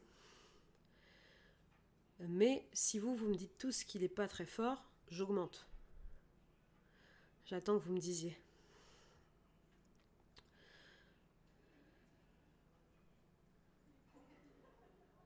Le son est nickel ici, bon bah tant mieux. Et il manquait pas de créativité pour se débarrasser des femmes. Ouais, tu m'étonnes, et encore, je suis sûre qu'il y a tellement de choses. Parce que je te passe toutes les étapes, viol et compagnie, hein. Parce qu'évidemment, elles y ont le droit, les sorcières, aussi, hein. Alors écoutez, j'augmente un tout petit peu, et vous me dites si c'est bien. Est-ce que là, c'est mieux? Je vous parle comme ça, est-ce que là, c'est mieux pour vous? Est-ce que c'est trop fort? Moi, ça va aussi, nickel pour moi. Ok, bah écoute, je saurais qu'il faut que je le mette à ce niveau-là à peu près. Oui, parce que j'ai un super nouveau micro. Monsieur Ours, il m'a offert un gros micro. J'ai l'impression d'être dans une radio, c'est trop bien. Alors, on a carrément dévié sur le sujet de la chasse aux sorcières et du féminisme. Écoutez, j'en suis ravie. Mais on n'est que des nanas ici ou il y a des hommes? Ouais, on peut dire merci à Monsieur Ours. Faut venir mercredi prochain, 19h. Il sera avec moi, on fait notre premier podcast tous les deux, et clairement c'est un podcast où si vous n'êtes pas là, ça n'aura aucun intérêt vu que le but c'est de débattre. Donc il faut venir avec nous débattre sur le Seigneur des Anneaux, même si vous ne l'avez pas lu comme moi, et que vous avez juste vu les films, que vous n'êtes pas des gros spécialistes, contre Monsieur Ours lui en est un, donc il va nous apporter un petit peu sa science tolkienienne. Ce sera ici le podcast? Oui, ce sera ici. Ce sera ici, en effet, on va juste essayer de déplacer le spot, parce qu'en fait, là, vraiment, je suis près du mur, parce qu'en fait, on est dans la chambre de mon fils. Ça fait trop bizarre de dire ça. Et du coup, on a gardé un tout petit espace bureau, en attendant qu'il arrive, mais on va essayer de déplacer ça dans le salon pour faire un vrai spot podcast, tu vois. Genre presque une petite émission télé, genre on va se prendre au sérieux. Ok, pas de soucis, bah, ceux qui doivent filer filent, les autres, on peut rester là pour papoter. Et puis mercredi, ouais, en fait, cette idée de podcast, c'est vraiment à chaque fois de poser des questions de pop littérature, comme jusqu'à l'heure, de pop culture. Donc on commence par Tolkien. Après, je vous jure, tous les univers vont y passer, hein. On va passer. Moi, je voulais parler de la place des femmes dans Harry Potter, qui est un sujet que j'ai très à cœur. Et on passera toutes les problématiques actuelles autour de l'actualité de J.K. Rowling, hein. Ça, on fera pas de parenthèse là-dessus, parce que de 1, je maîtrise pas le sujet. De 2, j'ai pas d'avis. Et de 3, j'ai pas envie d'offenser des gens. Donc, on parlera d'Harry Potter et je pense de la place des femmes dans son histoire. Je me posais des questions pour parler d'Hunger Games, qui est quand même une saga qui a marqué, qui a énormément marqué la littérature aux États-Unis, en France, et notamment la littérature young adulte, qui n'en est pas vraiment. Et moi, je voulais lancer un grand débat pour les lecteurs et les lectrices d'Hunger Games, à savoir, mais Pita Mellark, ou comment il s'appelle l'autre déjà ? Ou Gale, vous savez, lequel des deux elle aurait dû choisir? Je pense que c'est très intéressant parce qu'au-delà du elle est amoureuse des deux, qui est le parti chiant, c'est que les deux représentent totalement des choses différentes dans la société, et en fait elle fait un choix de vie en allant avec le révolutionnaire rebelle ou le boulanger. Vous voyez, je me pose des questions. Ensuite, on pourra, si vous avez des idées justement d'univers comme ça ou de questions qu'on pourrait lancer pour le débat, Monsieur Ours et moi, on est grave ouverts. Hein. Donc, faudra pas hésiter à nous en proposer. Mais voilà, je trouve qu'en podcast, ça manque un petit peu des émissions de podcast qui sont un peu plus sur le vif, comme on peut connaître pour les émissions de cinéma. Par exemple, si vous connaissez le podcast 2 heures de perdu, où ils sont plusieurs autour d'une table à parler d'un film qu'ils ont tous regardé juste avant. C'est trop drôle et en plus c'est sur le vif et c'est marrant. L'idée c'est de faire un peu pareil mais cette fois en partant de l'objet livre. Donc comme je vous disais, soit on part des romans, soit on part du comics, de la BD, du manga, mais toujours avec cette idée de pop culture derrière. Je reprends mon souffle 2 secondes.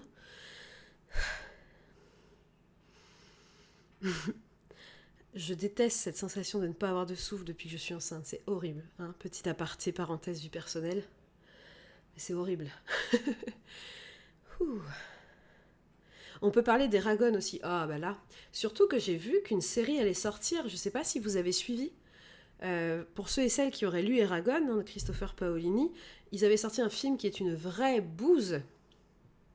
Mais vraiment, j'ai rarement vu une adaptation aussi ratée de ma vie. Et, désolé s'il y a des gens qui ont aimé le film, hein, mais ça va être adapté en série. Alors écoute, je vais chercher en même temps que je vous parle.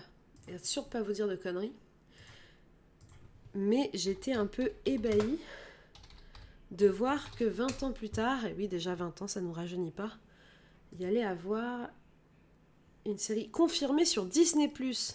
Bah, c'est Disney qui paye, il va y avoir du budget.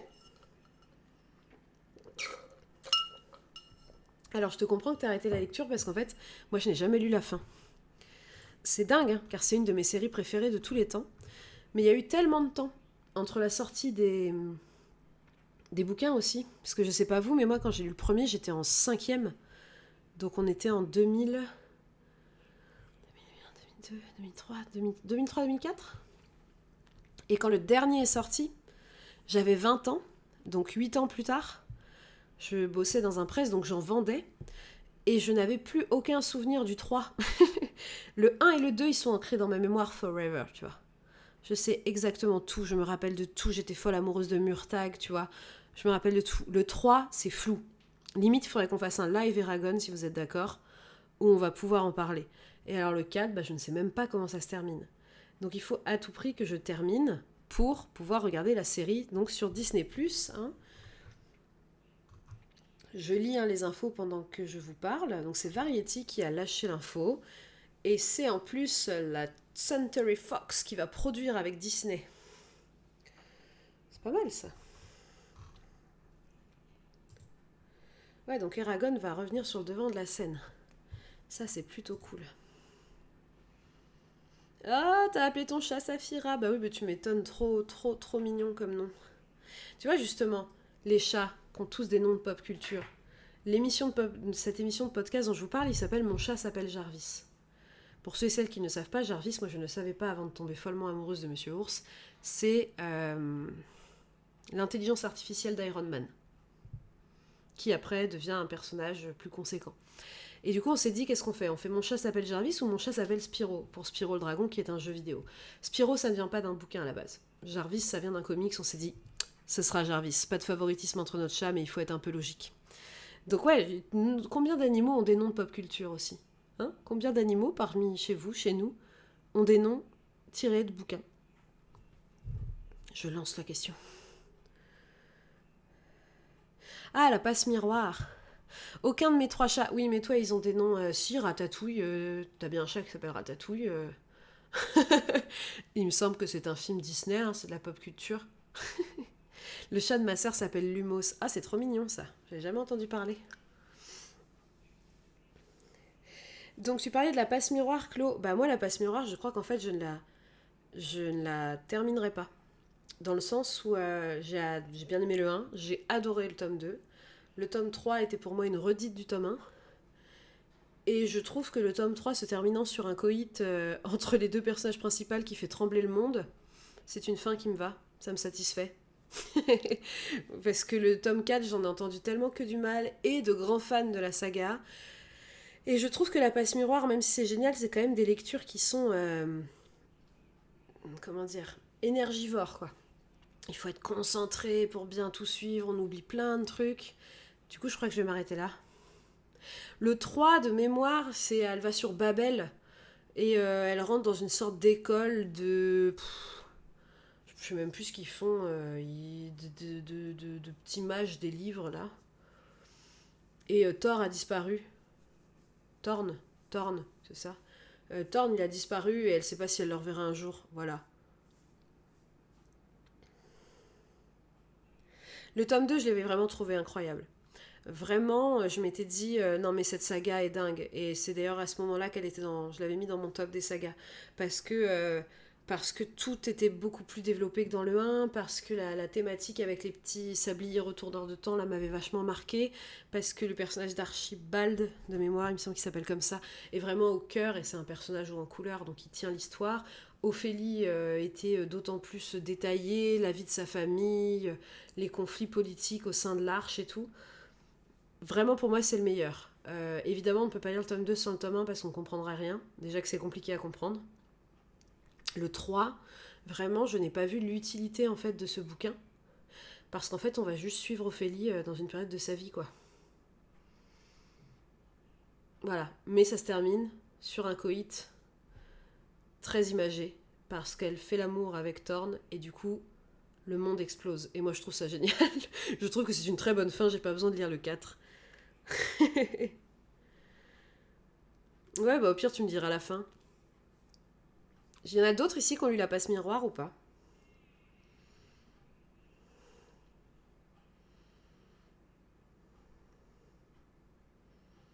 La passe miroir, pour ceux et celles qui ne connaissent pas, c'est une saga de Christelle Dabos qui a fait énormément de bruit il y a quelques années. Parce que univers vraiment très très très très original. Et le personnage d'Ophélie est très attachant. Après, il y a énormément de love autour du personnage de Thorn que moi je trouve infect. Donc je fais pas partie de la vague groupie de ouf qu'il y a eu autour de cette saga. Mais je dois reconnaître qu'elle a un imaginaire assez dingue quand même. Voilà, mon love interest. Non mais moi non plus, moi je ne comprends même pas. C'est comme les nanas qui... Désolée, hein, mais les nanas qui craquent sur Drago Malfoy, moi je n'ai jamais compris. 20 ans plus tard, j'ai toujours pas compris. Il y a des vagues comme ça qu'on n'a pas. Bah écoute, au pire, sincèrement, si tu ne lis que le tome 1 et le tome 2, ce sera déjà bien. Parce qu'ils suffisent à eux-mêmes, ensemble. Tu vois, la fin du 2, certes, est ouverte, mais c'est super. Tu vas découvrir tout cet univers avec ces dieux qui ont ces arches. Enfin, c'est vraiment très bizarre, ces familles. Je peux même pas te décrire la passe miroir tellement c'est chelou. Mais hein, c'est un succès monstre et je me rappelle quand j'étais aux Imaginales il y a un an. À un moment donné, il y avait une queue de malades et on se demandait c'est qui en fait? Pourquoi il y a autant de monde? Et avec Monsieur Ours, on comprenait pas. Puis nous, en fait, on voulait juste passer dans la salle, quoi. Donc on était là à faire la queue, pas faire la queue. Puis je dis, excusez-moi, vous faites la queue pour une dédicace? Oui, oui, oui, oui. Puis je voyais, personne n'avait de livre à la main. Donc c'est qui dédicace? Puis je rentre à l'intérieur, il y a toujours ce petit serpentin. Et là, je vois Christelle Dabos et je fais, ah bah oui, d'accord, c'est la passe miroir. Ok, tu m'étonnes qu'il y a du monde. Parce que ça a quand même été une vague de fans assez incroyable. Hein. Ça faisait longtemps qu'on n'avait pas vu ça. Là, en ce moment, je me demande s'il y a une saga qui fait... qu'on pourrait comparer à des succès pareils comme Hunger Games, comme La Passe Miroir, comme... qui font déplacer les foules, quoi. Vous avez une idée, là, comme ça, de saga qui rend les gens dingues au point de faire des heures de queue? Parce qu'il y en a tellement maintenant des sagas que l'engouement est quand même moindre. Parce qu'il y en a beaucoup. Avant, il y en avait une qui sortait, elle bouleversait le monde entier, et puis on restait là-dessus.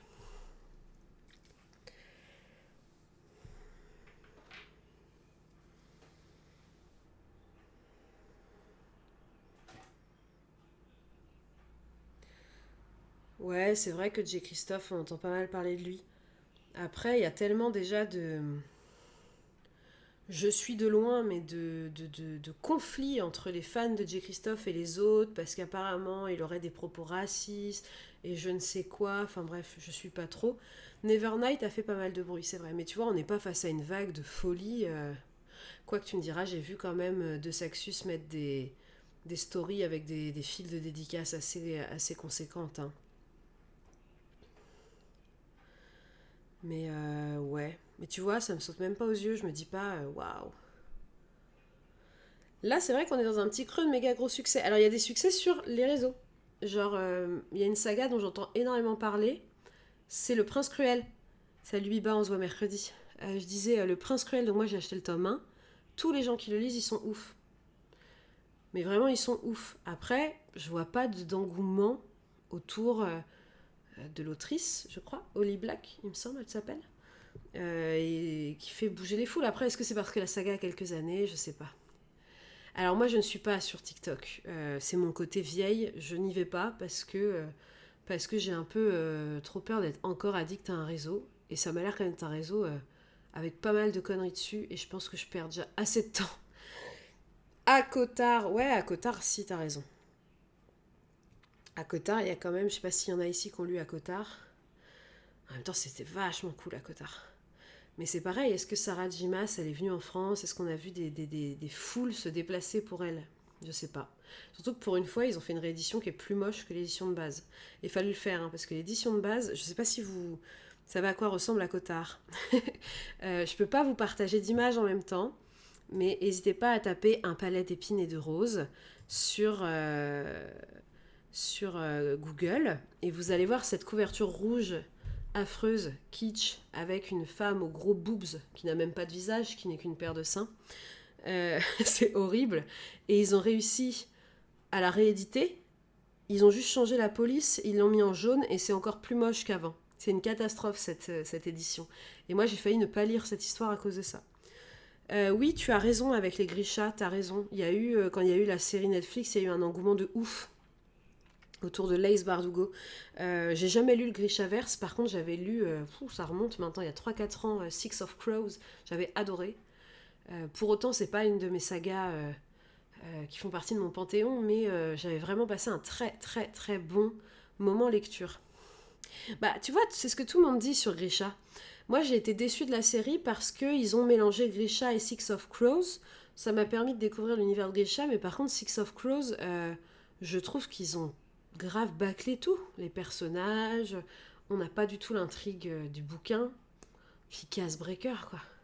Lui, pour le coup, il fait partie de mes serial lovers et là, il est nul dans la série. Enfin, c'est pas, enfin, il était mieux dans ma tête, tu vois. Pour être marrant, tu vois qu'on fasse un live sur nos crushs littéraires.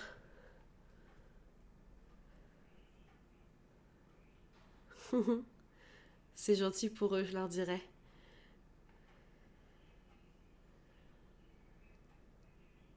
Ah ouais, d'accord, t'as attendu. Bah non, bah ouais, non. Six of Crows, c'est une histoire totalement indépendante. C'est juste que c'est dans le même univers, quoi. Et justement, en fait, j'ai ouï dire qu'ils ont mis Six of Crows dans la série parce que, justement, comme elle avait rencontré les personnages avaient eu un succès beaucoup plus fort et il y avait eu beaucoup plus d'attachement des lecteurs pour les personnages de Six of Crows qu'ils avaient peur qu'en ne les mettant pas, les gens n'accrochent pas au Grisha, tu vois.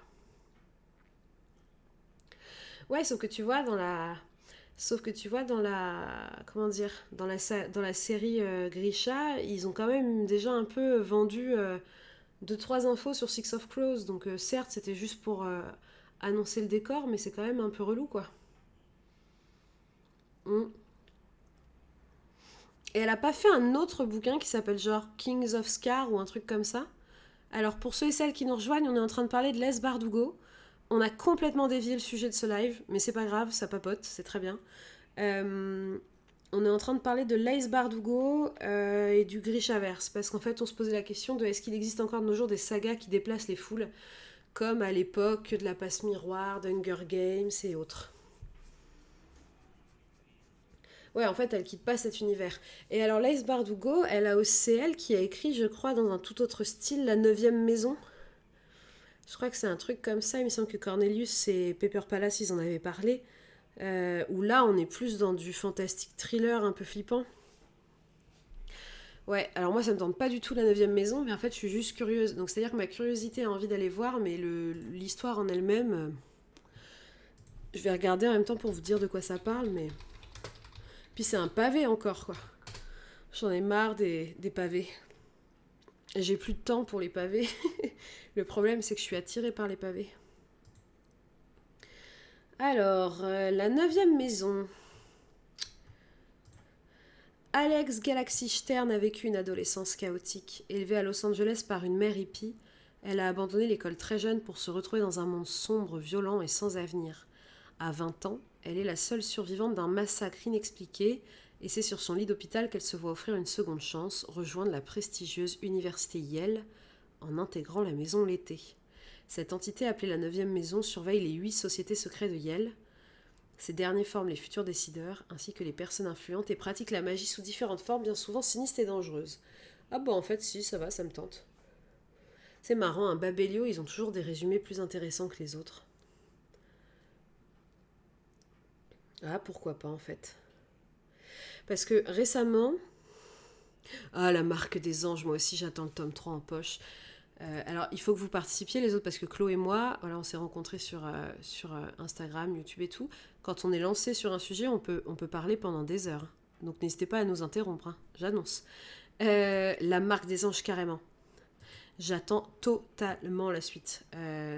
Voilà, pour ceux qui ne connaissent pas la marque des anges, c'est une saga de Laini Taylor, qui a surtout été connue pour sa duologie Le Faiseur de rêves, qui est une pépite que j'offre encore à plein de gens dès que je dois offrir des livres. Mais ouais, non, la marque des anges, c'est pareil, je regarde régulièrement. Si le tome 3 n'est pas sorti en poche, et toujours pas. Surtout qu'il faut que je me rappelle de la fin du 2, même si c'est encore assez frais dans ma tête. Mais ouais, non mais il y a tellement de sagas. De toute façon, je crois que c'est très bien en fait, parce que quand je vois les discussions sur lesquelles on va, ça va me permettre de mettre des thèmes pour les prochains lives.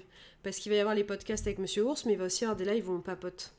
Je vous le dis déjà d'amont, je pense que je vais faire un live, parce que vu que je suis à la maison, bah, c'est bien, ça va m'occuper, donc on va pouvoir papoter tous ensemble.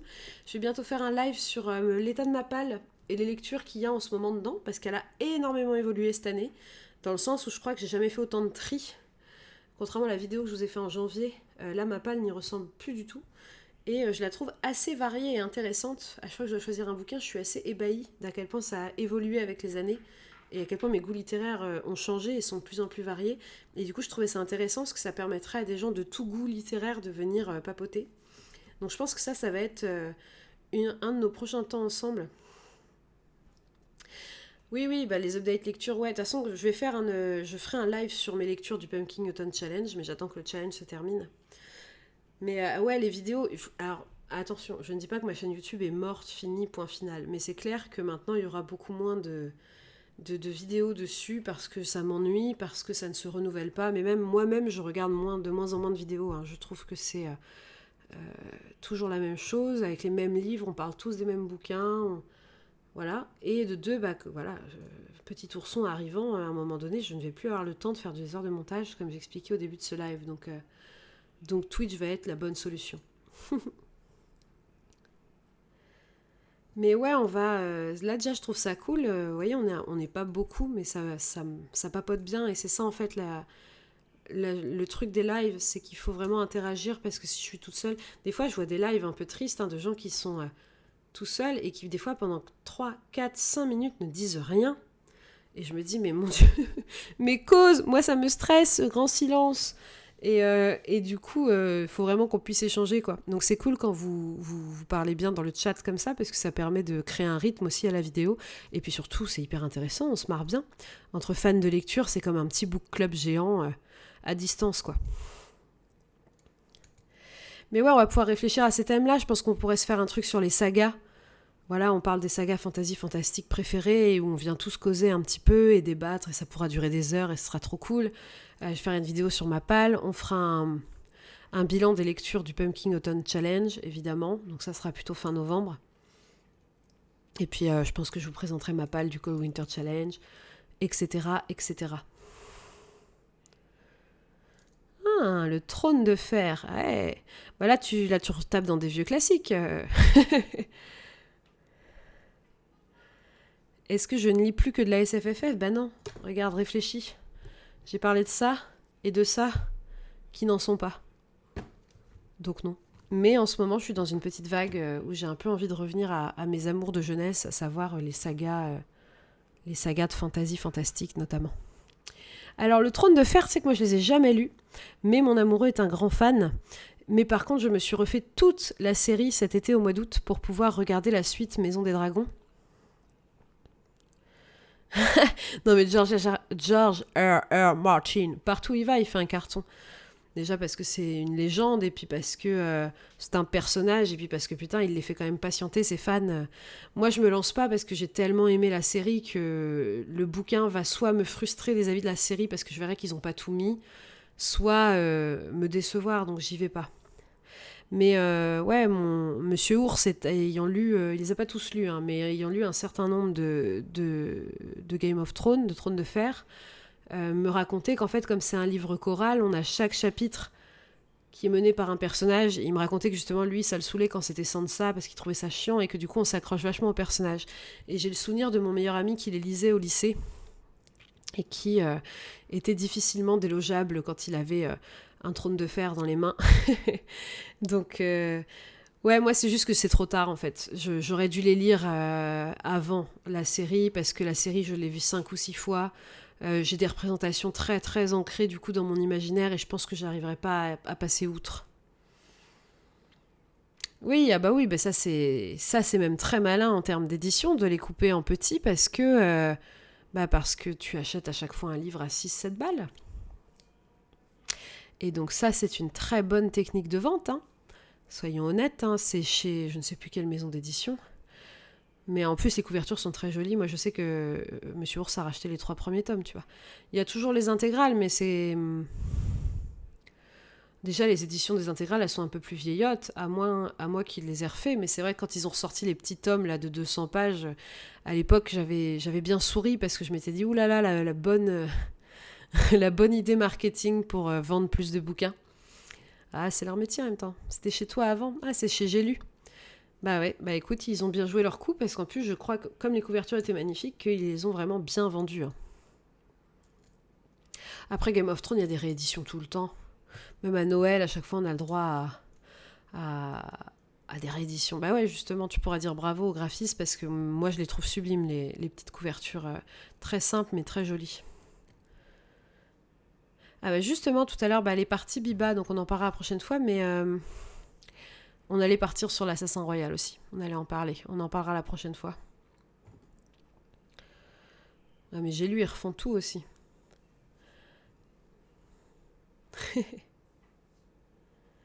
Bah ouais, mais tu vois, en même temps, c'est une question de... C'est des ventes, comment dire, intemporelles. Donc ils ont raison de les rééditer, de se remettre dans l'air du temps, de suivre les vagues. Tu vois, moi, vous savez que mon papa est éditeur et il réédite aussi certaines BD pour les remettre au goût du jour, hein. Je crois que son Baudelaire en BD, il a déjà dû en 20 ans le rééditer 3 fois. À chaque fois sous un nouveau format. Certes, il adapte un peu le contenu, il rajoute toujours un peu de choses, mais ça reste des rééditions en fait. Ça fait partie du jeu de l'édition, hein, c'est comme ça. Moi, j'aimerais bien que J'ai lu, ils se dépêchent de sortir tous les sagas de Saxus qu'ils ont achetés pour les pauvres comme nous qui ne peuvent pas acheter les grands formats.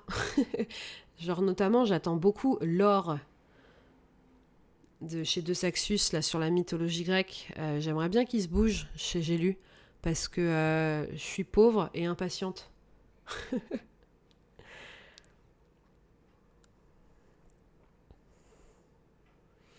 Parce que là, j'ai vu déjà qu'ils avaient sorti le second tome de... Mince. The Bone Season, en poche, enfin. Parce que moi, je m'empêche d'acheter le 1, parce que je sais que je vais être à fond et que je vais vouloir la suite. Donc je me retiens. Mais là, je vois que le tome 2 de Crescent City sort chez De Saxus, donc il n'est pas prêt de sortir chez J'ai lu.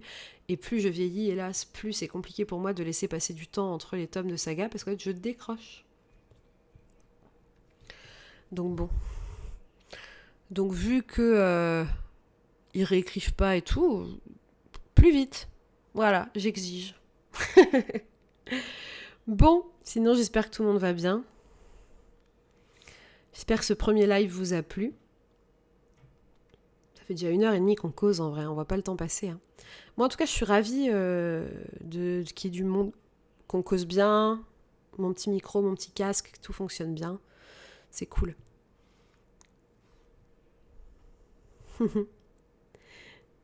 Je pense que je vais bientôt m'arrêter là parce qu'il faut à tout prix que j'aille aux toilettes. Vous savez ce que c'est, un femme enceinte dit toilette toutes les 10 secondes. Donc comme ça fait déjà 1h30, c'est pas mal. Donc je peux vous laisser papoter si jamais. Mais sinon on se retrouve mercredi donc à 19h pour parler du Seigneur des Anneaux. Et sinon ce sera dans 10 jours où on se... Je peux faire une pause toilette en vrai si tu veux. Ouais, t'es gentil. C'est gentil de m'autoriser à aller faire pipi. C'est gentil parce que là il y a un petit être vivant qui me donne des coups de pied depuis 10 minutes. C'est une catastrophe. Je vous laisse lire le temps de ma pause toilette alors.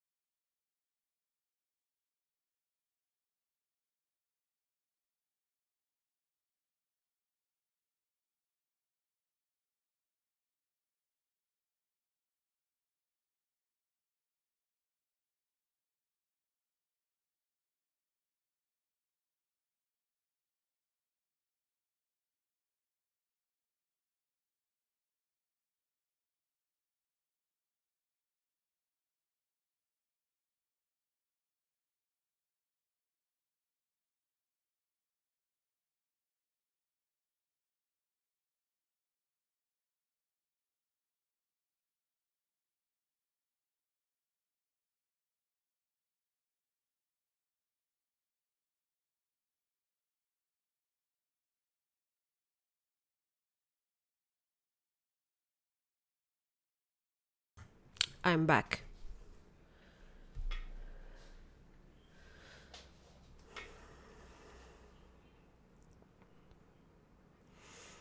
Ah non, mais vous voulez vraiment qu'on se mette à parler de Steinbeck, là? On est encore là pendant 1 heure.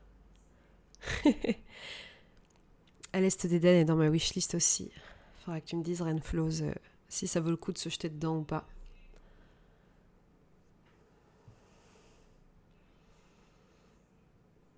Oh, il y a encore des gens qui arrivent. Bienvenue. Welcome. Je pense que le prochain dimanche, on le fera à 18h plutôt le live. Plutôt que 17h, ça a l'air de mieux convenir comme horaire.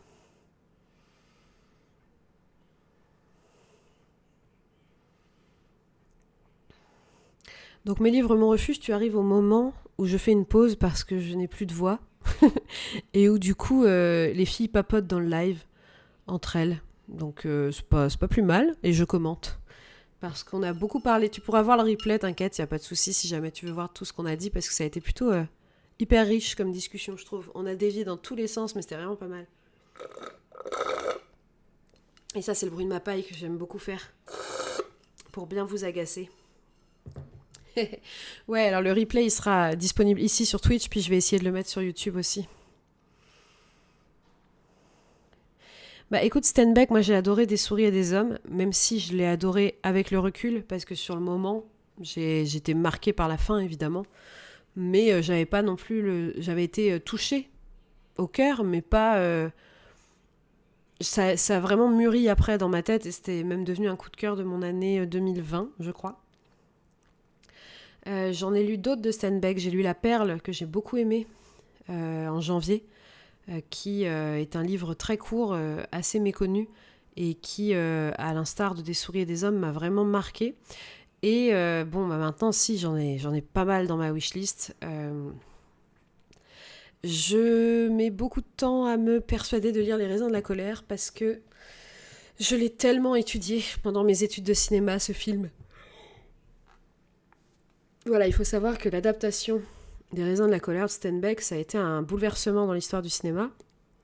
Et du coup, moi j'ai fait un bac cinéma et une fac de cinéma, et j'ai dû l'étudier. En plus, c'était vraiment le film qu'on étudie en toutes les matières, vous savez, on l'étudie en anglais, on l'étudie... Donc en fait, j'en ai ras la casquette de ce film. Je n'ai jamais lu le bouquin, mais l'histoire me... Il y a des films comme ça, il y en a 3-4 qui m'ont été un peu gâchés. Mais j'ai quand même envie de le lire, parce que c'est le bouquin de Steinbeck, apparemment, à lire et à connaître. Et il faut juste que j'arrive... Je pense qu'il faut que j'attende encore un peu de temps pour me couper de cette impression scolaire qui, certes, a déjà 15 ans, 10 ans, oh là là, mon Dieu, on est vieux. Mais voilà, c'est pour ça que j'y vais pas. Par contre, Steinbeck, ouais, à l'Est d'Éden me plaît beaucoup et j'aimerais le lire avant de voir le film. Des souris et des hommes, j'aimerais beaucoup m'acheter, vous savez, le grand illustré qui est sorti, qui est juste magnifique. Et juste, là, pour le coup, c'est vraiment pour la beauté du dessin et de l'objet livre, hein, parce que l'histoire, je la connais, mais... Terror à Smoke Hollow. Oui, c'est vrai que ça fait grave Halloweenesque. Et bah tu vois, moi j'aimerais bien me l'offrir celui-là parce que je le trouve vraiment magnifique. Le trait de crayon est très beau. Et voilà, ça me permettrait de le découvrir sous un autre angle. Steinbeck peut gagner à être découvert illustré parce que c'est quand même assez... une écriture assez brute qui, je pense, peut rebuter énormément de gens. Donc en BD, ça peut mieux passer. Tu lis Les raisins de la colère en novembre. Purée, bah tu me diras si c'est bien. Si ça vaut le coup que je me lance ou pas. J'ai tellement de livres à lire en ce moment, si vous saviez. Alors, vous me dites, je vais être alitée un mois, donc j'ai que ça à faire. Mais en fait, j'ai pas trop la foi de lire parce que j'ai pas un méga moral, donc forcément, je suis pas à fond. Enfin, je dis ça, mais bon, j'ai quand même lu 200 pages aujourd'hui de celui-ci, hein, mais voilà, mais je pense que ma palle devrait en prendre un bon coup, là. Oui, c'est ça. On se perd dans sa wishlist et on se perd dans sa palle aussi. Je ne sais pas, vous, votre palle, elle fait combien de bouquins ? Moi, elle fait entre 40 et 50 bouquins. Et je me dis que je vais jamais en voir le fond, en fait. Mais je dis ça et en même temps, je me suis acheté 3 livres il y a 2 semaines. Donc bon. Oui, c'est ça. Tu comprends totalement ce que je ressens. Alors, pour l'instant, je suis alitée depuis 3 jours. J'en ai déjà ras-le-bol. En termes de morale, c'est pas ouf de passer du lit au canapé, du canapé au lit et de se sentir contrainte à ce point-là. Même là, vous voyez, je suis assise, je vais devoir retourner m'allonger parce que je commence à avoir un peu mal au dos. Mais ouais, du coup, je me dis, est-ce que tout le monde me dit, ah mais heureusement que t'aimes lire, c'est cool, tu vas pouvoir vachement lire. Ouais, sauf que bon, lire 7 heures par jour dans ma chambre sans pouvoir bouger, c'est pas non plus ouf. Mais il va falloir que je m'y mette. Après un bûcher sous la neige, qu'est-ce que j'ai prévu de lire ? Eh bien, j'en sais rien, parce que je change d'avis tout le temps. J'essaye de bien poncé ma palle du Pumpkin Autumn Challenge, je vous invite à aller voir ma vidéo YouTube pour voir les bouquins que j'ai mis dedans. J'en ai mis 10, j'en ai déjà lu 6, mais il me reste la suite d'Hadès et Perséphone. Ça, c'est lecture vraiment plaisir parce que ça prend pas la tête. Il me reste un livre que j'ai trop envie de lire, mais qui me fait peur par sa taille, qui est La maison dans laquelle, qui est un livre un peu d'horreur. Fantastique, mais il fait 1000 pages et du coup je m'effraie un peu d'avance. J'ai totalement abandonné Vita Nostra, qui certes était une lecture commune, mais qui je pense va s'arrêter avec moi parce que j'ai essayé d'y retourner et je ne vois ni l'intérêt de l'histoire ni l'intérêt de l'écriture. Bref, je n'accroche pas du tout, je ne suis pas du tout touchée par cette histoire. Et il me reste Apostasie qui est en pause là, que je lis avec l'Olifant de la chaîne L'Olifant.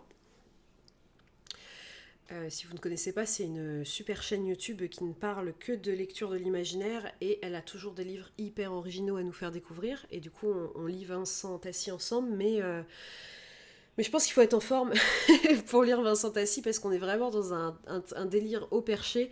Et là, moi, c'est un peu trop pour moi en ce moment. Donc, je vais pas l'abandonner, mais j'ai fait une pause là dans le week-end. Et sinon, il me reste... Je crois qu'on a fait à peu près le tour de ma palle du Pumpkin. J'ai dû oublier un bouquin. Parce que j'ai bien poncé mes autres lectures. Ah non, l'histoire d'Hélène Keller, un tout petit livre. Il faut que je le lise quand même, ce classique. Bah ouais, grave, il faut avoir le moral pour lire, je suis totalement d'accord, parce que mais il faut avoir le moral pour tout, mais je trouve que c'est plus difficile de faire abstraction de son moral dans la lecture que genre quand tu binge-watch des séries, tu vois. Là, t'as tous tes sens, que ce soit la vue, le son, tout. Enfin, souvent t'es vautré, donc t'es vraiment amorphe. C'est beaucoup plus facile de couper tes pensées que dans un bouquin où il y a quand même cette action de lire qui des fois, si tu penses à autre chose, le livre a beau être passionnant, t'avances pas quoi. Et moi je suis un peu là-dedans en ce moment. Ouais, je comprends carrément. Les séries TV aussi, mais pour moi c'est plus simple. Je trouve que c'est plus facile de couper son cerveau devant un écran que devant un livre. Voilà. Donc en ce moment, je bouffe de la série. Voilà, je suis dans Suits avec Meghan Markle, que je n'avais jamais regardé. C'est une série où il ne faut pas réfléchir, c'est très bien, c'est exactement ce qu'il me faut. Parce qu'en vrai, il faut que je me fasse la saison 3 de The Handmaid's Tales, mais je me dis que c'est peut-être pas le moment là. Mais bon. Mais ouais, pas mal de lectures. Pas mal de lectures. Et je vous dis, je pense que le prochain live, ce sera, à part celui de mercredi avec Monsieur Ours, peut-être dimanche prochain. Et on pourrait le faire sur la palle, justement. T'as commencé le livre ou la série? Parce que le livre de Margaret Atwood, c'est chiant. Hein. Et on a un dixième de ce qu'ils ont mis dans la série. En fait, il faut voir le livre de Margaret Atwood comme un prémisse, comme si elle avait fait... elle a amené l'univers, et après les scénaristes en ont fait une histoire. Ah ouais, non, mais c'est normal que t'aies peur. Moi, je l'ai regardé pendant le confinement, et on flippait avec Monsieur Ours à chaque fois. Par contre, elle est géniale. Il faut... si t'arrives à aller au-delà de ta peur, c'est un chef-d'œuvre, cette série. Mais oui, la série est tellement mieux. Vraiment, le livre est pour moi, je te dis, un prémisse, quoi. C'est un prémisse et la série a pris cet univers qu'elle annonce, qu'elle développe à peine en plus. Hein. Même les personnages sont très peu développés dans le bouquin. C'est un tout petit bouquin, La Servante écarlate. Et ils en ont fait une des meilleures séries de tous les temps. Mais qui est traumatisante, qui est marquante, qui est flippante, et surtout qui est très réaliste de par son horreur, et c'est pour ça qu'on tremble autant. Moi, j'ai pas lu les Testaments, justement, parce que j'ai pas accroché avec le truc, et ouais, moi aussi, il me reste la saison 4 à regarder. Mais comme je vous dis, j'ai pas trop la foi, là. Je flippe un peu. Je me dis que ça va encore plus me déprimer. Mes livres Morpheus, tu peux le lire en vrai. Je te dis, ça se lit très vite. Hein. Moi, en 1h30, il était lu. Mais c'est très plat. C'est très très plat comme livre. Il faut que tu t'y prépares parce que sinon, tu vas être comme moi à t'attendre à un truc de malade et tu vas tomber de très haut.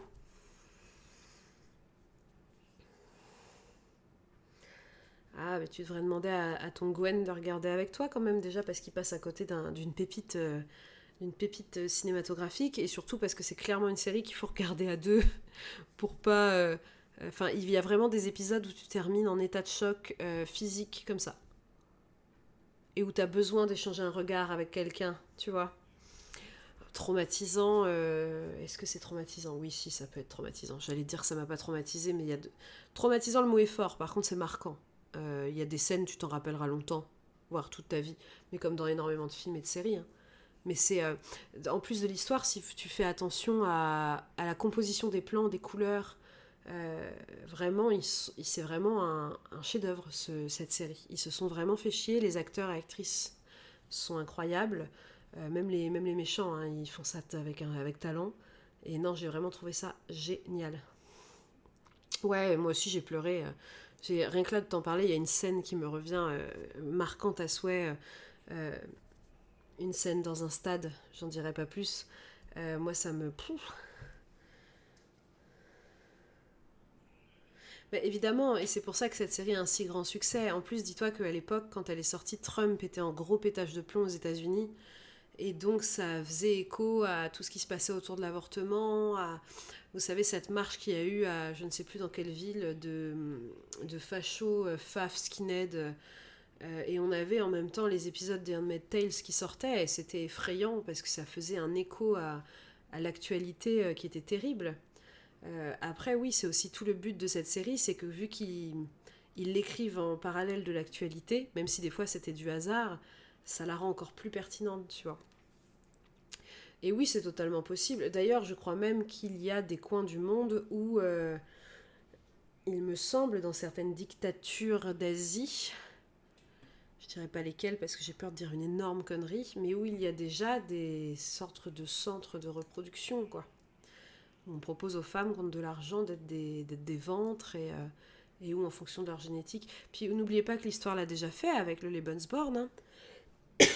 Pour ceux et celles qui ne savent pas ce qu'est le Lebensborn, je vous invite à lire un super livre jeunesse qui s'appelle Max de Sarah Cohen-Scally, qui revient sur cette partie de la Seconde Guerre mondiale assez méconnue, qui est que le régime nazi forçait des personnes, majoritairement allemandes, autrichiennes, mais de toute l'Europe, qui correspondaient aux critères physiques ariens, de coucher ensemble et de se reproduire.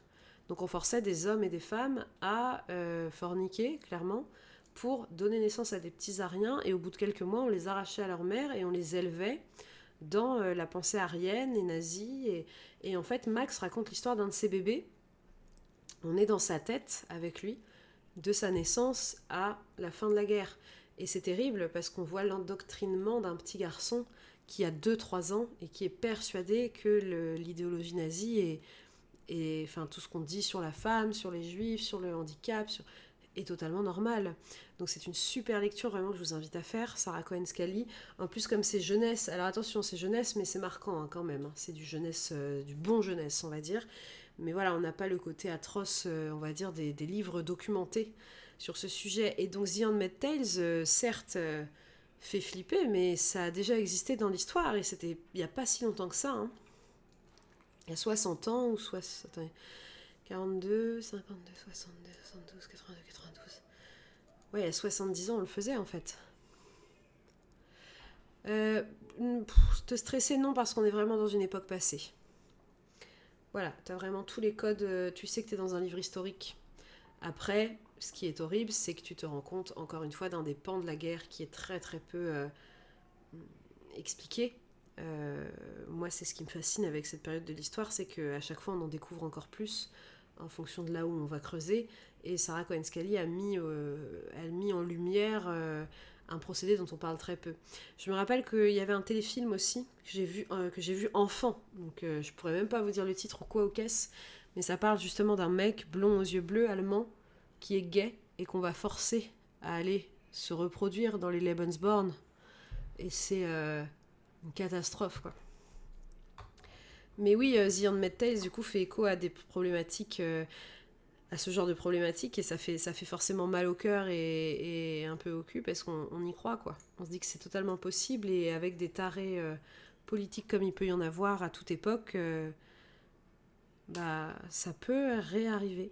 C'est marrant ce live, parce que ceux qui sont là depuis le début, ils le savent. Au début, on a eu cette petite discussion, enfin j'ai surtout parlé dans mon coin, quand on parlait de la vie invisible d'Adi Larue, sur l'histoire qui se répète et qu'on répète inexorablement les mêmes horreurs, les mêmes conneries et autres.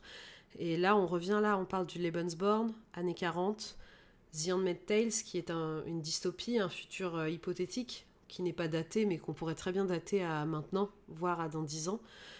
Et en fait, ça reprend encore des mêmes problématiques et de mêmes schémas horrifiques de reproduction, de race supérieure, de comment dire, créer une société entre guillemets parfaite, qui en fait est parfaite sous des montagnes d'horreur, quoi. Donc c'est hyper intéressant de voir qu'on boucle. Je pense que c'est une très bonne... D'ailleurs, je vais m'arrêter là, parce que ça fait 2 heures qu'il faut vraiment que j'aille m'allonger. Mais c'est un très bon moyen de terminer ce live, de dire voilà, qu'on a bien bouclé. Donc je voulais vous remercier pour ceux et celles qui arrivent. Maintenant, je vous rappelle qu'on a parlé de La vie invisible d'Adi Larue de Vie Schwab, du cœur cousu de Carole Martinez, d'un bûcher sous la neige de Suzanne Fletcher, que nous avons dévié sur la chasse aux sorcières aux alentours du 17e, 18e en Europe. Nous avons dévié sur les sagas, notamment Fantastique et le succès qu'elle rencontre. Nous avons dévié sur pas mal de choses, les séries, et là notamment The Handmaid's Tale.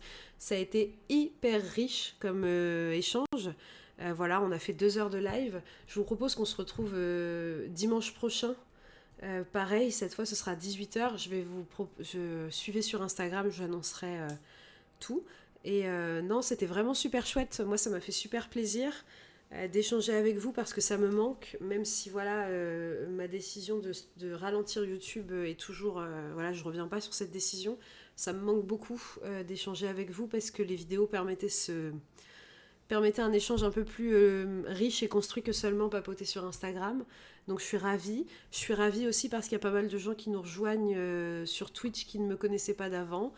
Voilà, donc pour l'instant on est à peu près 70 followers. On est loin des 1500 de YouTube, mais on s'en fout.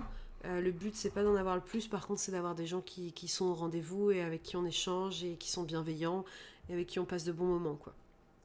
Donc merci à tous et toutes d'avoir participé. Voilà, on n'a pas été beaucoup, mais ça a été riche et j'ai trouvé ça très chouette. Je vous mets du coup ce live en replay ici sur Twitch, je vous mets aussi sur YouTube et n'hésitez pas à laisser un petit mot, des petits commentaires si jamais ça vous plaît, et même sur Insta à m'envoyer des idées de thématiques de live qui vous feraient plaisir. Voilà.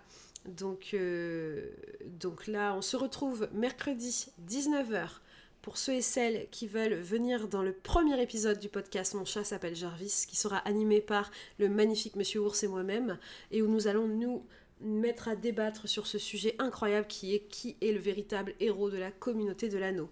Voilà, ce sera un premier épisode pour un nouveau concept. J'espère que vous serez beaucoup parce qu'on aura besoin de vous pour pouvoir débattre. Enfin, après je dis ça, mais Monsieur Ours et moi, une fois qu'on est lancé, pareil, on peut parler des heures sans calculer personne, surtout sur un sujet tel.